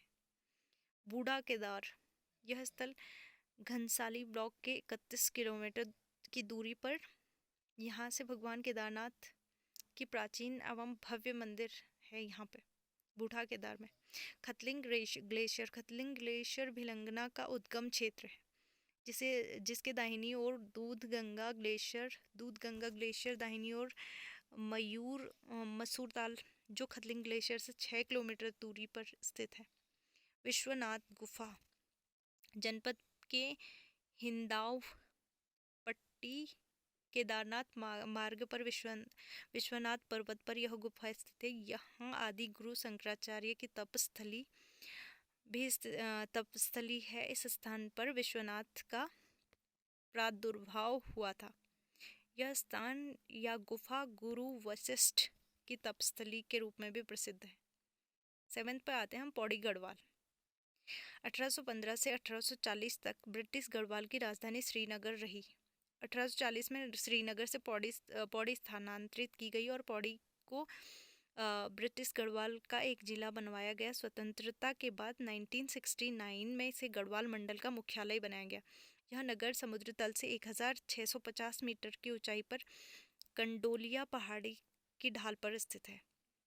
यहाँ का सर्वोच्च शिखर झंडीधार है।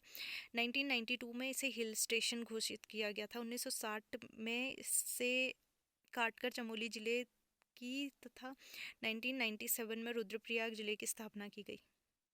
पौड़ी से हिमाच्छादन हिमालय का अर्ध वृत्ताकार रूप में जो व्यापक दृश्य दिखाई देता है वह भारत के किसी भी भाग से नहीं दिखाई देता है। इसके समीप के दर्शनीय स्थलों में क्यूंकालेश्वर, नागदेव खिरसू, ज्वालपा धाम, कंदोलिया मंदिर, भीमी मंगरी, जलधारा भादो की मंगरी और इंद्रकील पर्वत उल्लेखनीय है। इंद्रकील पर्वत।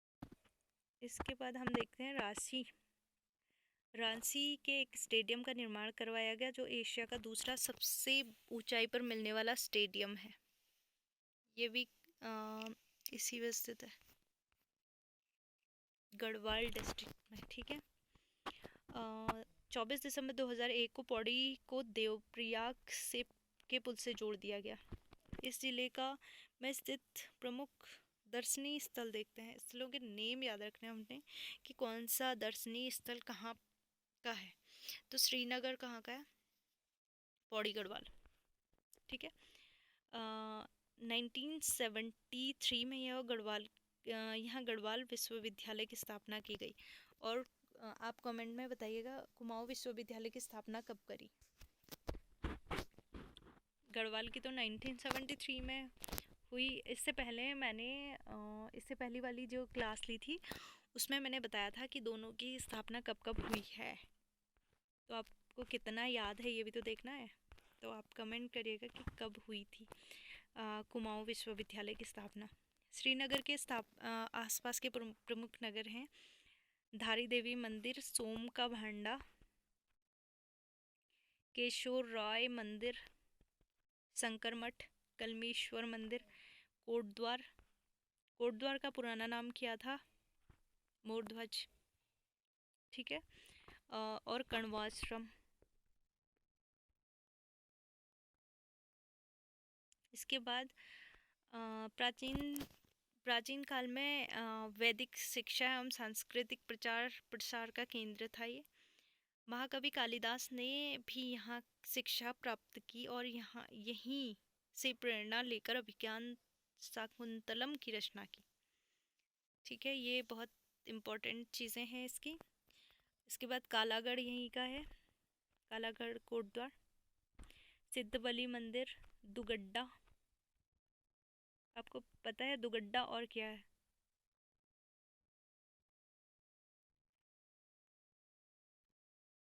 चंद्रशेखर आज़ाद भी दुगड्डा के निवासी थे। बिनसर महादेव यहीं का है। नीलकंठ महादेव खिरसू यहीं का है। ज्वाला दत्त जोशी, ज्वाला या ज्वालपा देवी मंदिर, लैंसडॉन।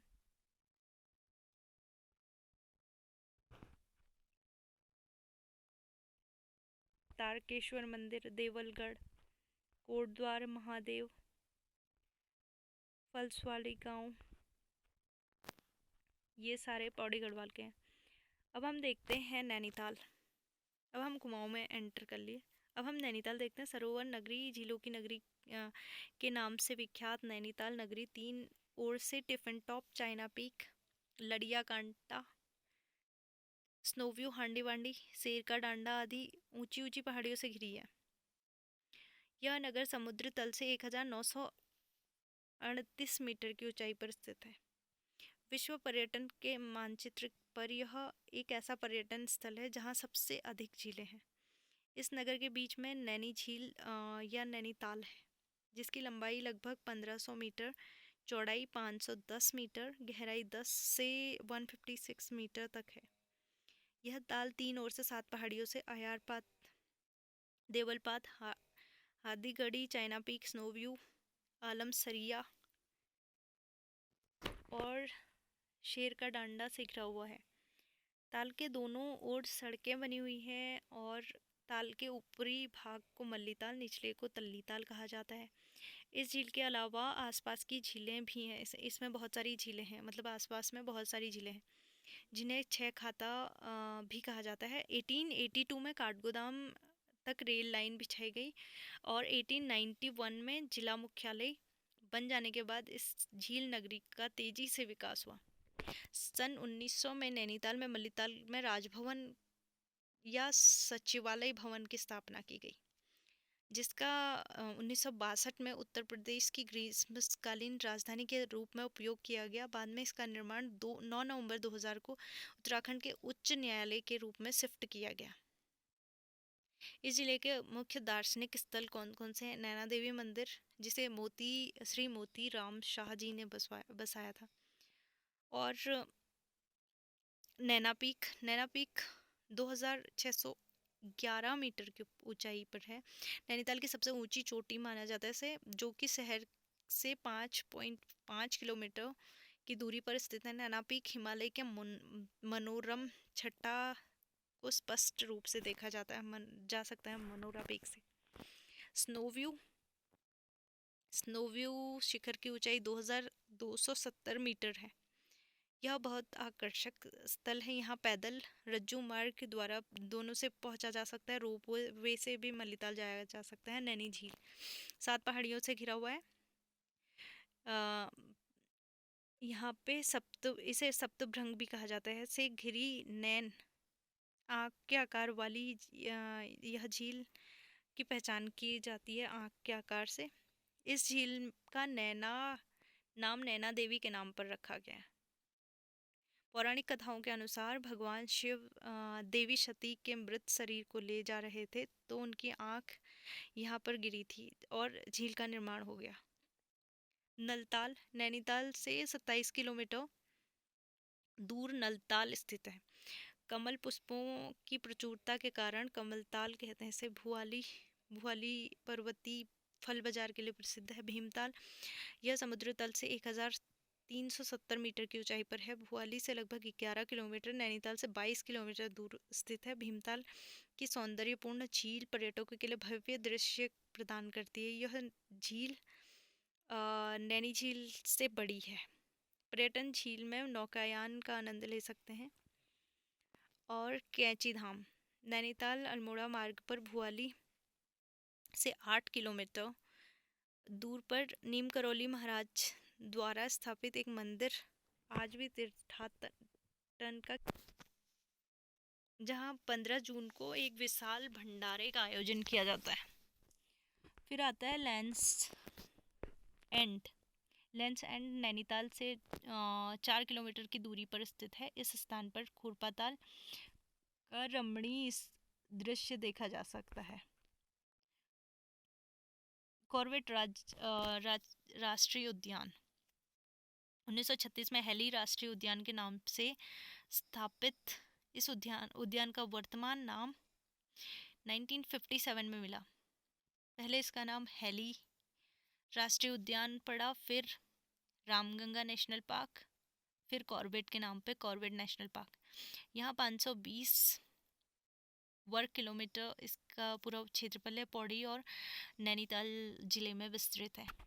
इस पार्क का प्रवेश द्वार ढिकाला में है और इसमें सर्वाधिक पर्यटक आते हैं। कालाढूंगी नैनीताल से 50 किलोमीटर है। इसे जिम कॉर्बेट का मकान या संग्रहालय भी कहा जाता है। वेधशाला नैनीताल में वेधशाला स्थित है। घोड़ाखाल नैनीताल से लगभग 15 किलोमीटर दूर घोड़ाखाल नामक स्थान है, जहाँ पर न्यायकारी ग्वैल या गोलू देवता का मंदिर भी स्थित है।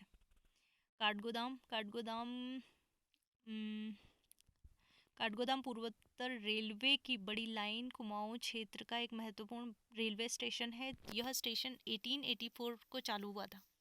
यह स्टेशन कुमाऊं का प्रवेश द्वार माना जाता है। 1994 में इससे बड़ी लाइन बनाया गया था। हल्द्वानी का नाम बमोरी 16वीं सदी में राजा रुद्रचंद के समय गौला नदी तट पर वर्तमान हल्द्वानी वाले स्थान पर बस्तियां बननी शुरू हुई। आज यह राज्य का सबसे व्यापारिक नगर है। एक क्वेश्चन ये रिपीट हुआ था कि हल्द्वानी नगर किसने बसाया था, तो 1834 में कमिश्नर विलियम ट्रेल द्वारा इस हल्द्वानी नाम दिया गया इसे। कमिश्नर रैमजे ने इस क्षेत्र में अनेक नहरें बनवाई। इसे कुमाऊं का द्वार भी कहा जाता है। तो हल्द्वानी नाम किसने दिया? विलियम ट्रेल ने। ये क्वेश्चन आया था। यह नगर बरेली काठगोदाम रेल पथ पर काठगोदाम से 8 किलोमीटर दूरी पर स्थित है। हल्द्वानी काठगोदाम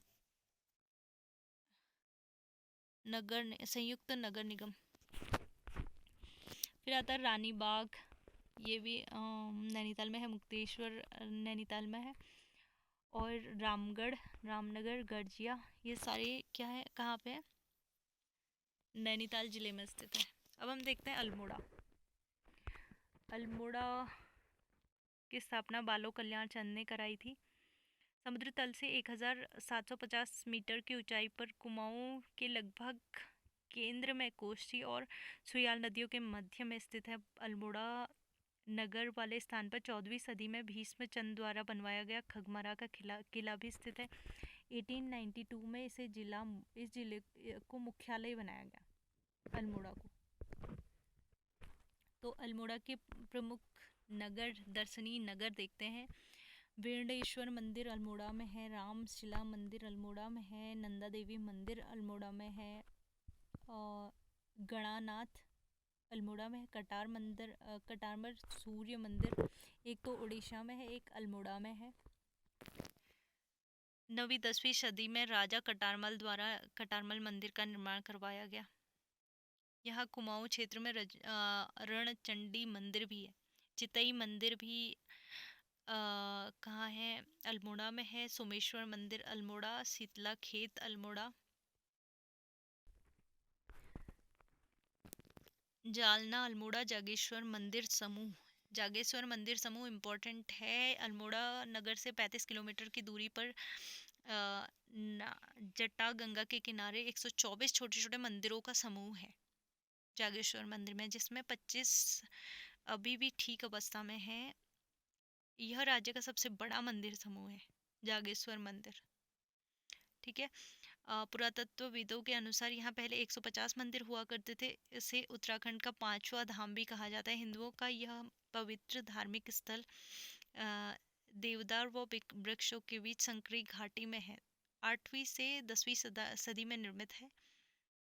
कत्यूरी राजाओं के शालिवाहन देव ने करवाया इसका निर्माण। उसके बाद द्वारा हाट मंदिर अल्मोड़ा से 128 किलोमीटर की दूरी पर स्थित द्वारा हाट हिमालय के द्वारिका नाम से जानी जाती है। यहाँ पे भी मंदिरों का समूह है।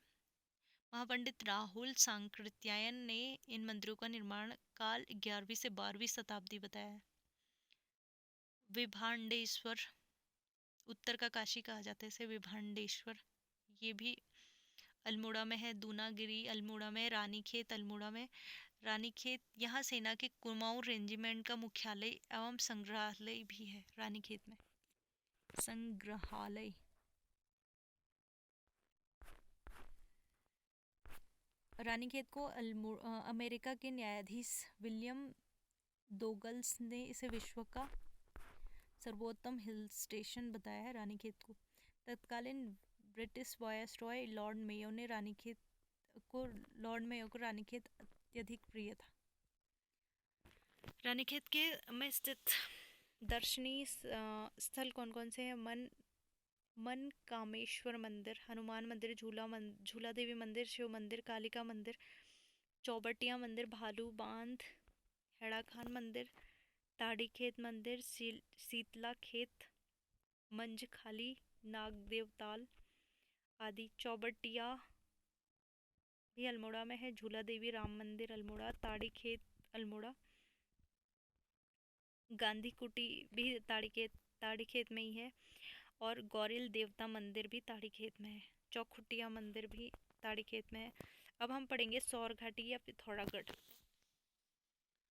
सौर घाटी या पिथौरागढ़ अल्मोड़ा के भारत तिब्बत बॉर्डर बनाने वाली कप्तान खंड को अलग करने वाली 24 फरवरी 1960 को इस जिले का निर्माण कराया गया, की स्थापना कराई गई। यह समुद्र तल से 1636 मीटर की ऊंचाई पर कटोरे की आकृति वाले सौर घाटी में बसा हुआ है।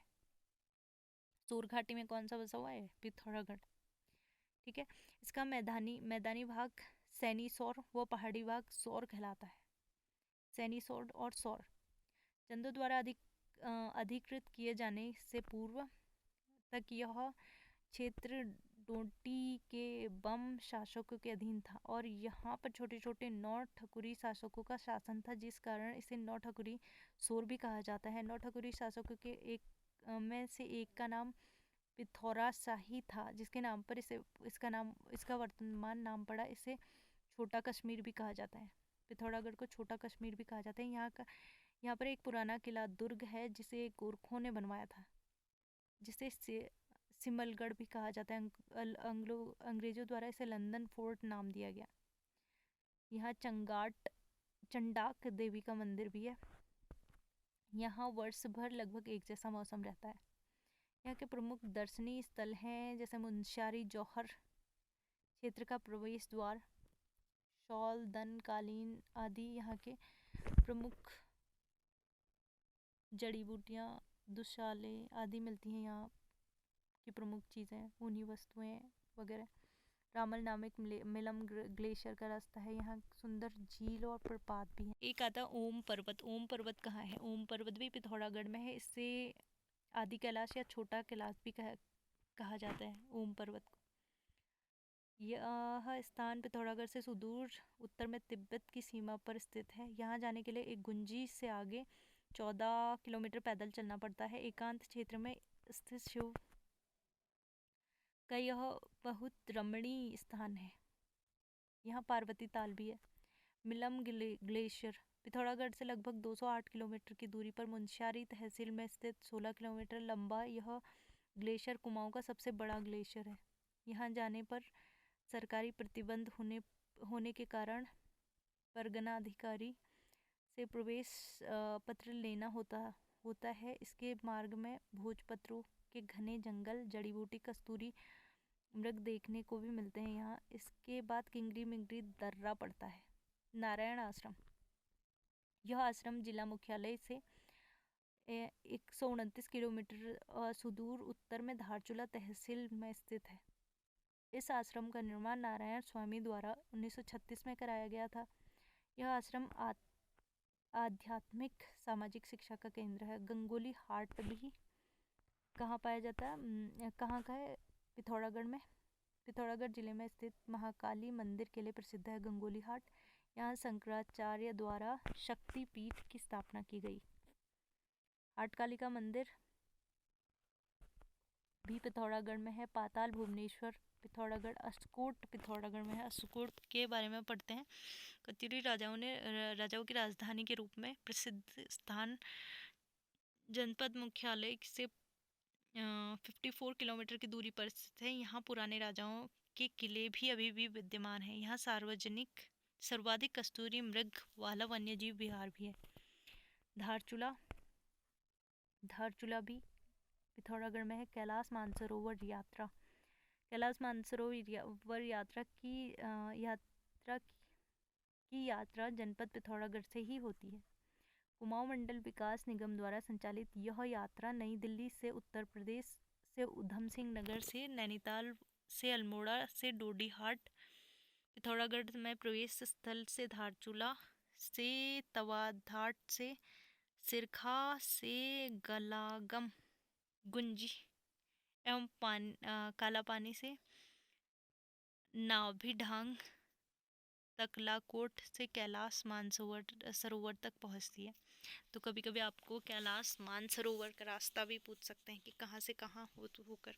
तो ये उत्तराखंड में यूएस नगर से फिर नैनीताल में प्रवेश करके फिर पिथौरागढ़ में प्रवेश करके ऐसे करके।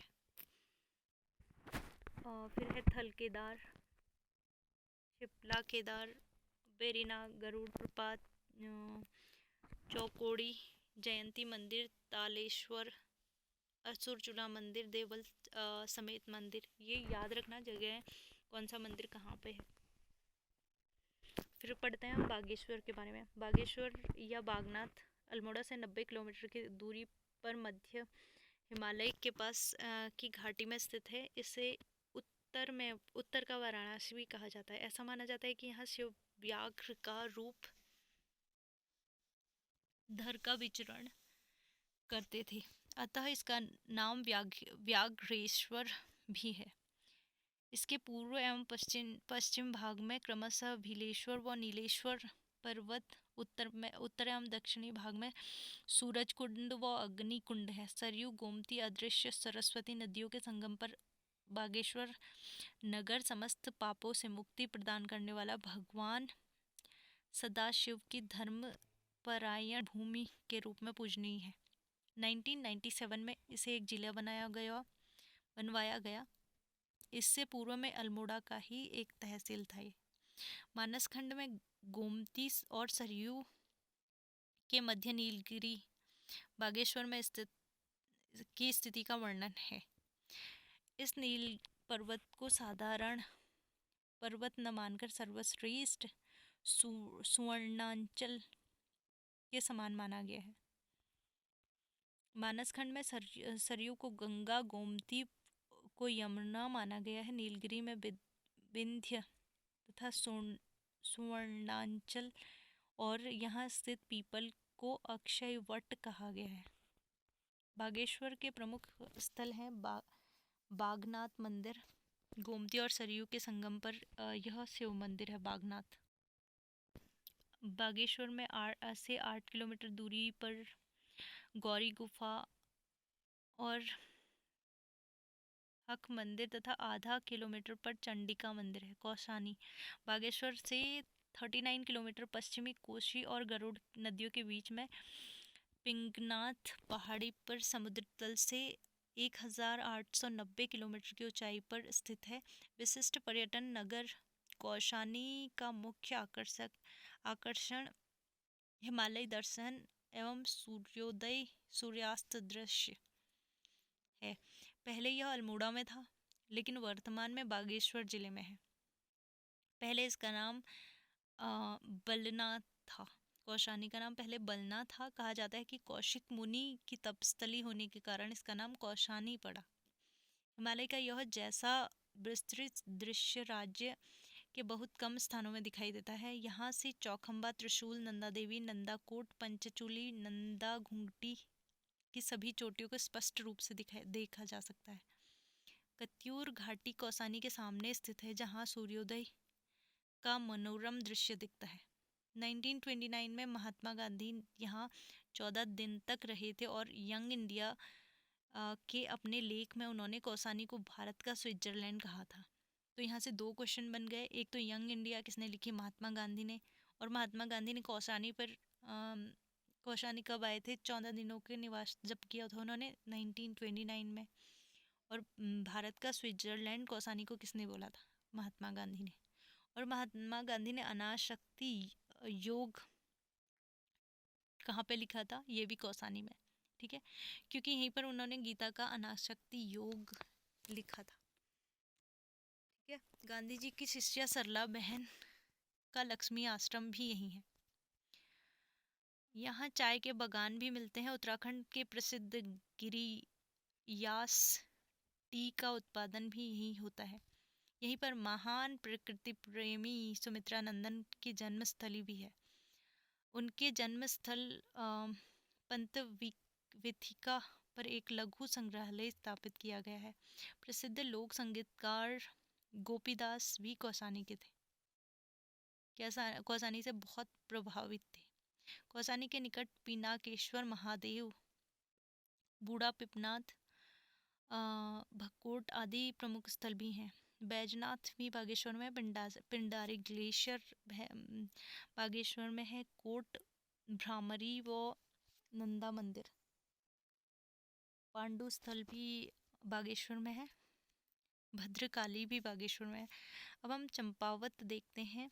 समुद्र तल से 5000 फुट की ऊंचाई पर स्थित ऐतिहासिक नगर चंपावत की स्थापना 953 ईस्वी में चंद्रवंशी राजा सोमचंद द्वारा कराई गई। चंपावत का निर्माण सोमचंद द्वारा कराया गया। इसे कुमाऊं का पहला नगर माना जाता है। 953 ईस्वी से 1563 ईस्वी तक यह नगर चंद्रवंशी राजाओं के अर्थात संपूर्ण कुमाऊं की राजधानी बना रहा। 15 सितंबर 1997 को इसे एक जनपद का रूप दे दिया गया।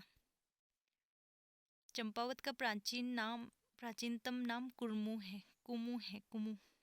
काली नदी होने के कारण इसे कुमू काली भी कहा जाता है। इसका मूल नाम चंपावती है। बद्री प्रसाद पांडे के कुमाऊं का इतिहास के अनुसार चंपावत के पूर्व के ऊंचे पर्वत पर क्रांतेश्वर महादेव है। इसे कूर्मपाद या कानदेव भी कहते हैं। पहाड़ के सामने देवदार के जंगलों में मलनासिणेश्वर महादेव है।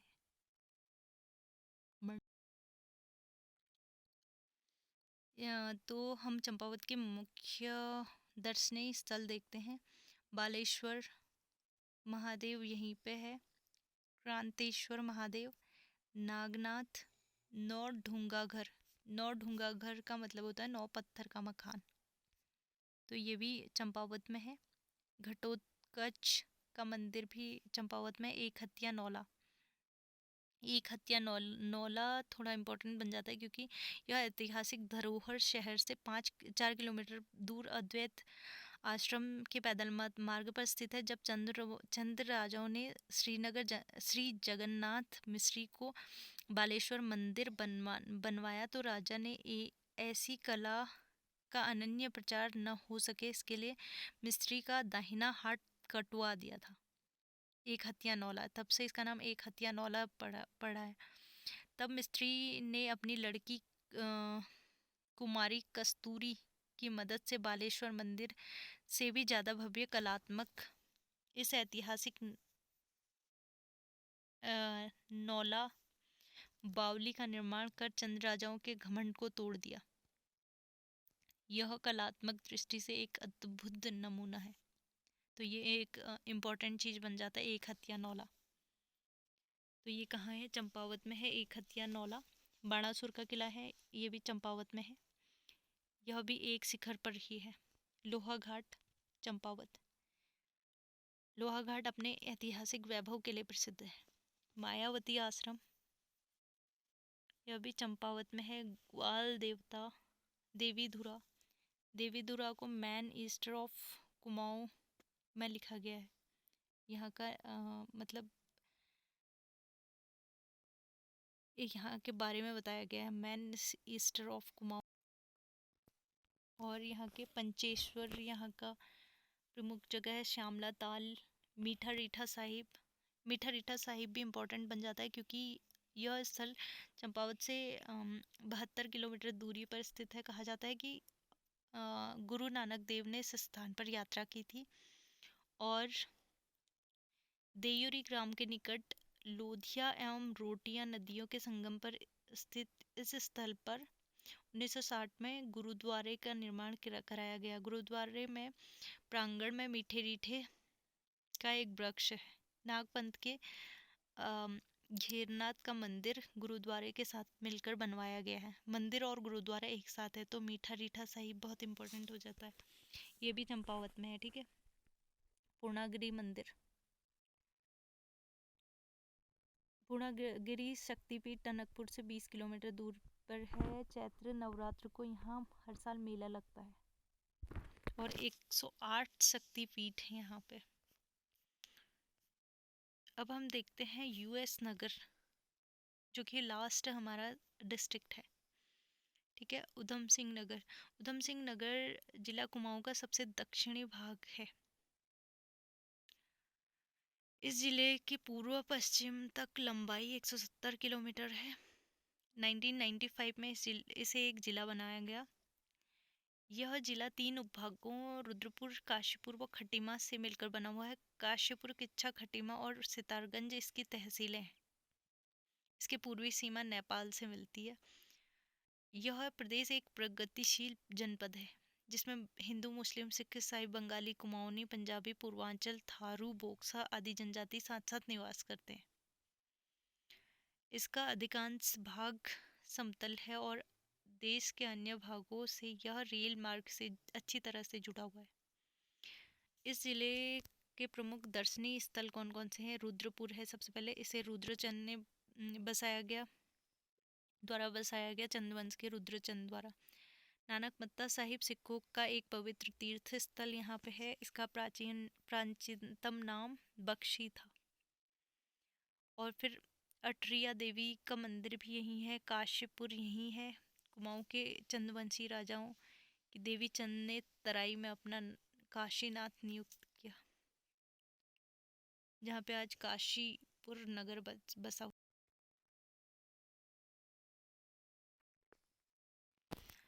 कुमाऊं के प्रसिद्ध कवि गुमानी पंत जी की जन्मस्थली भी काशीपुर है, ठीक है। तो काशीपुर का पुराना नाम, ये आयोग के रिपीटेड क्वेश्चंस में से है। काशीपुर का पुराना नाम क्या है? गौविशाण। याद रखना, गौविशाण का पुराना नाम है किसका? काशीपुर का, ठीक है। द्रोण सागर, काशीपुर नगर के पूर्व में स्थित सागर लगभग 1 किलोमीटर व्यास में फैला हुआ है। द्रोण सागर। गिरि सरोवर आदर्श पिकनिक स्थल है। गिरि सरोवर काशीपुर बस स्टेशन से 2 किलोमीटर दूरी पर है गिरि सरोवर। जसपुर भी काशीपुर में है। पंत नगर, यूएस नगर का यह कस्बा नैनीताल से सटा हुआ है। 17 नवंबर 1960 को नेहरू ने यहाँ 16,000 एकड़ में देश के कृषि विश्वविद्यालय अनुसंधान की स्थापना की, इसलिए ये इम्पोर्टेंट हो जाता है। इस विश्वविद्यालय परिसर में वर्ष में 2 बार रबी और खरीफ कृषि कुंभ नाम से मेले लगते हैं। इस नगर का औद्योगिक विकास बड़ी तेजी से हो रहा है। यहाँ की प्रमुख गुफाएं हैं, इनको आप याद रख लेना। गुच्छुपानी देहरादून में, मतलब ये कुछ इम्पोर्टेंट गुफाएं हैं और ये कहाँ पे, कौन सी गुफा कहाँ कौन से स्थान पे है, ये है उनका स्थान दिया गया।